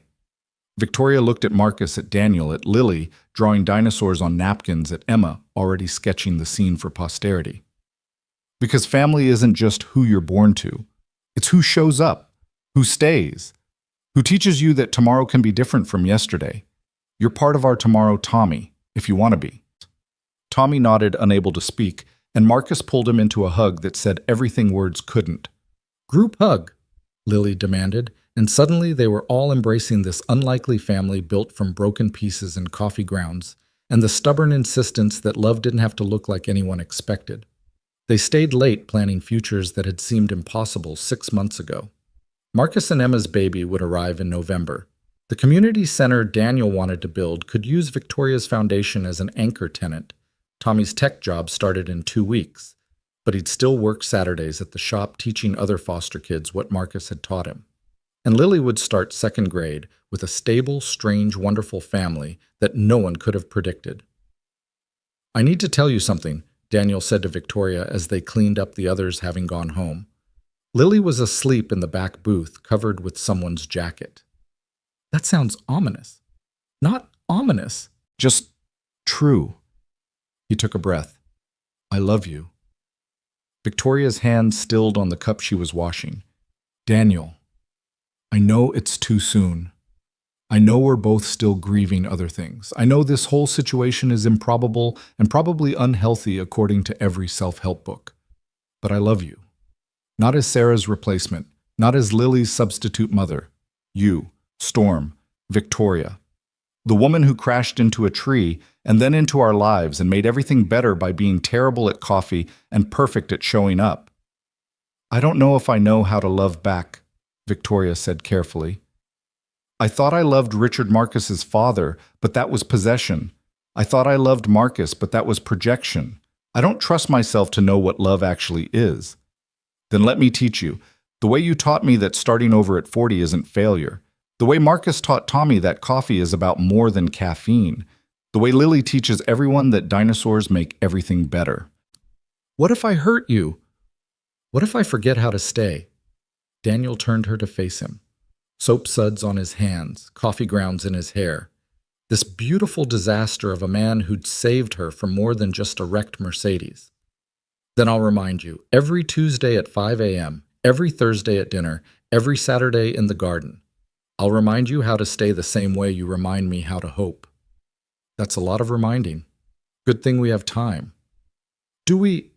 All the time that matters. Today, tomorrow, next Tuesday, one day at a time, remember.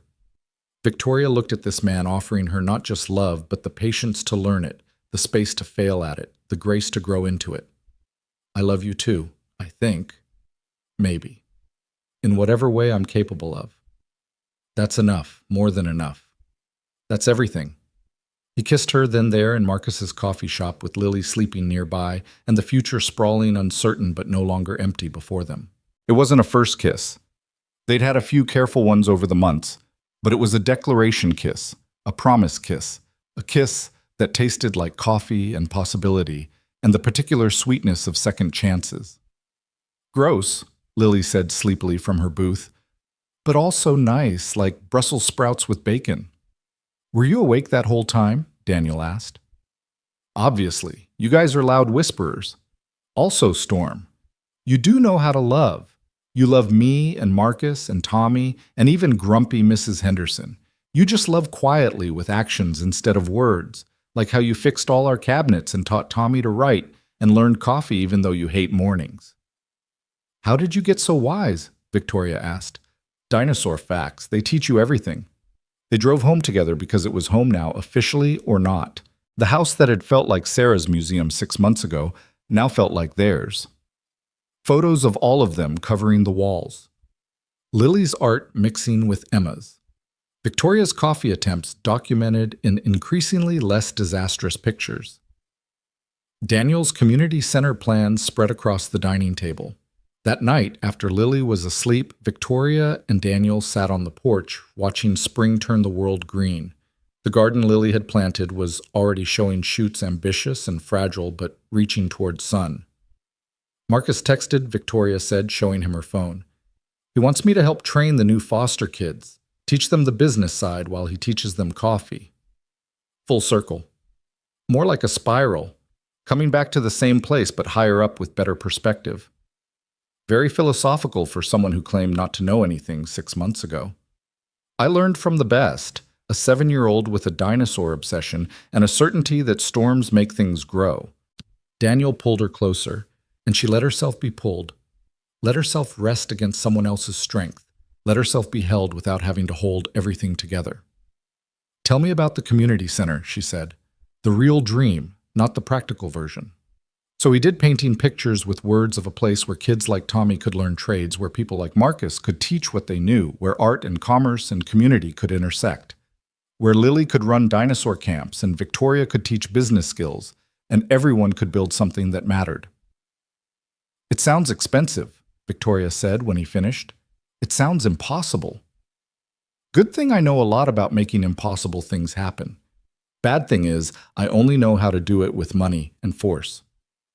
Good thing you're learning new ways. Victoria's phone buzzed. Marcus again.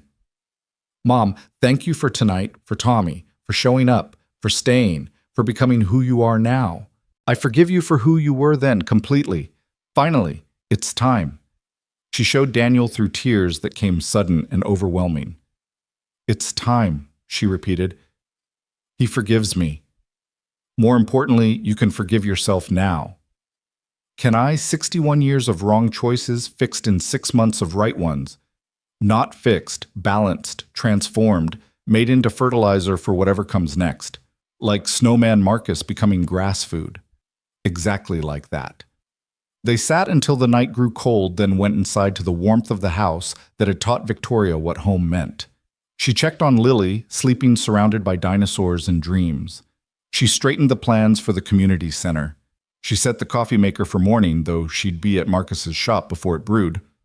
Stay, Daniel said from the bedroom doorway. Not tonight, that was already decided.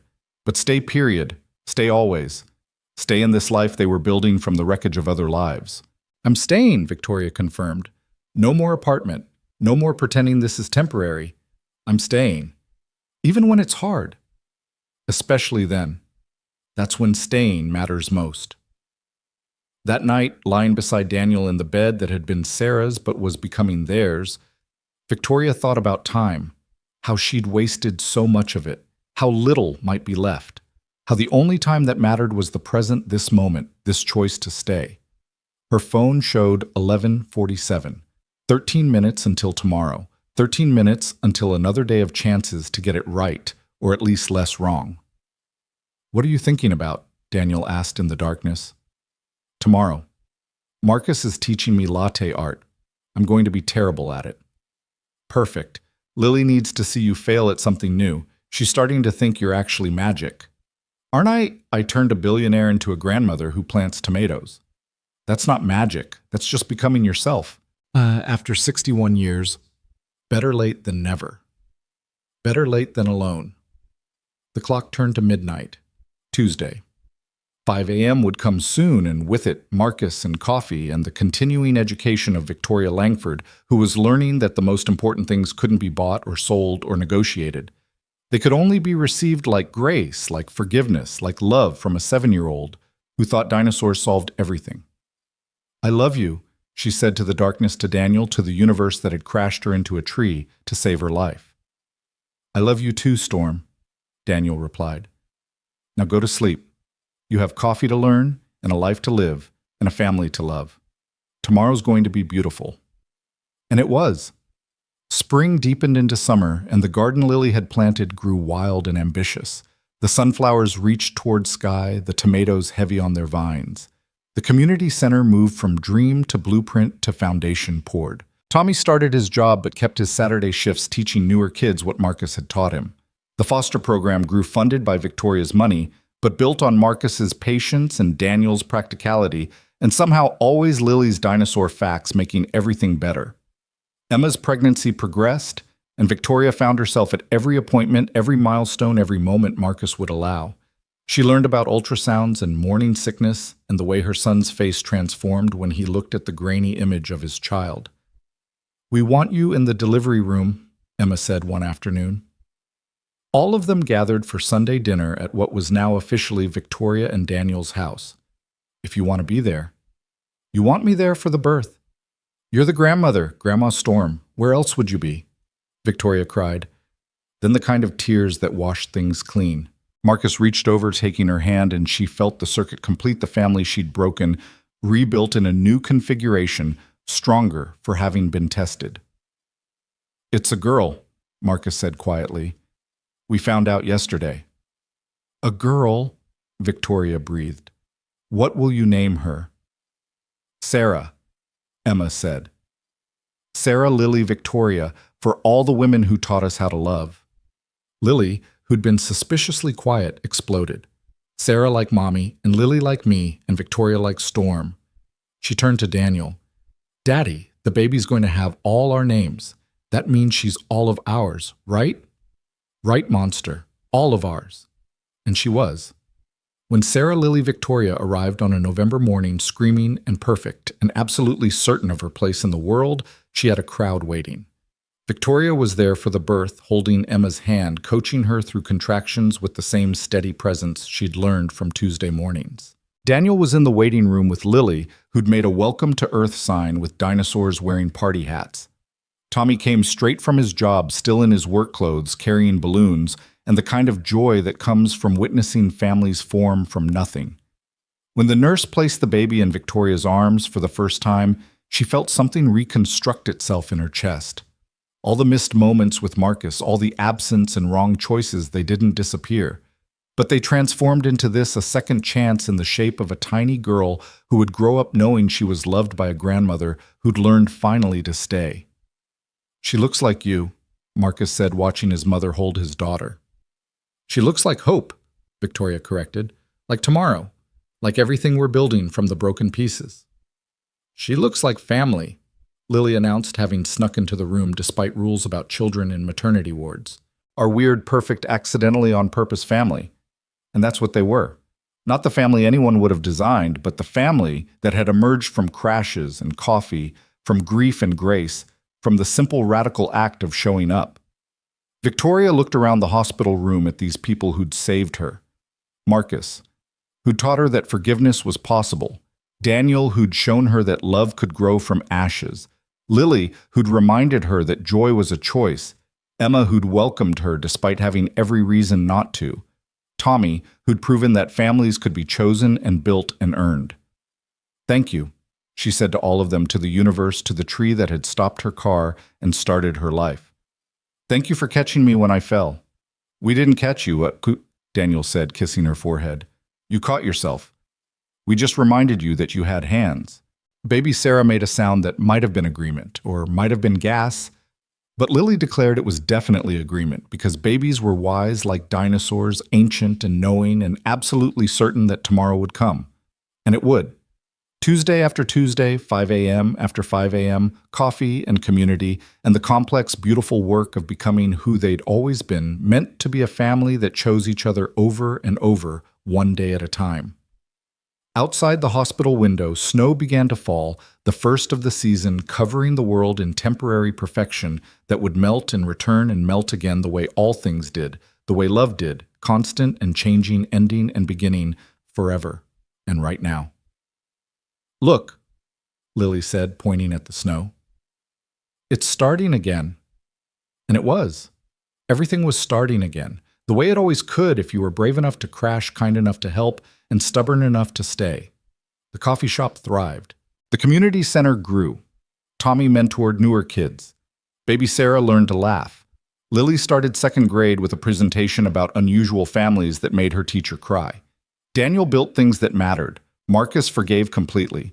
Emma painted their portrait chaotic and beautiful and absolutely true. And Victoria learned that 61 was not too late to begin. That love was not a language, but an action. That showing up mattered more than showing off. That coffee at 5 a.m. with your son was worth more than all the deals in Singapore. She learned that storms did make things grow. She learned to stay.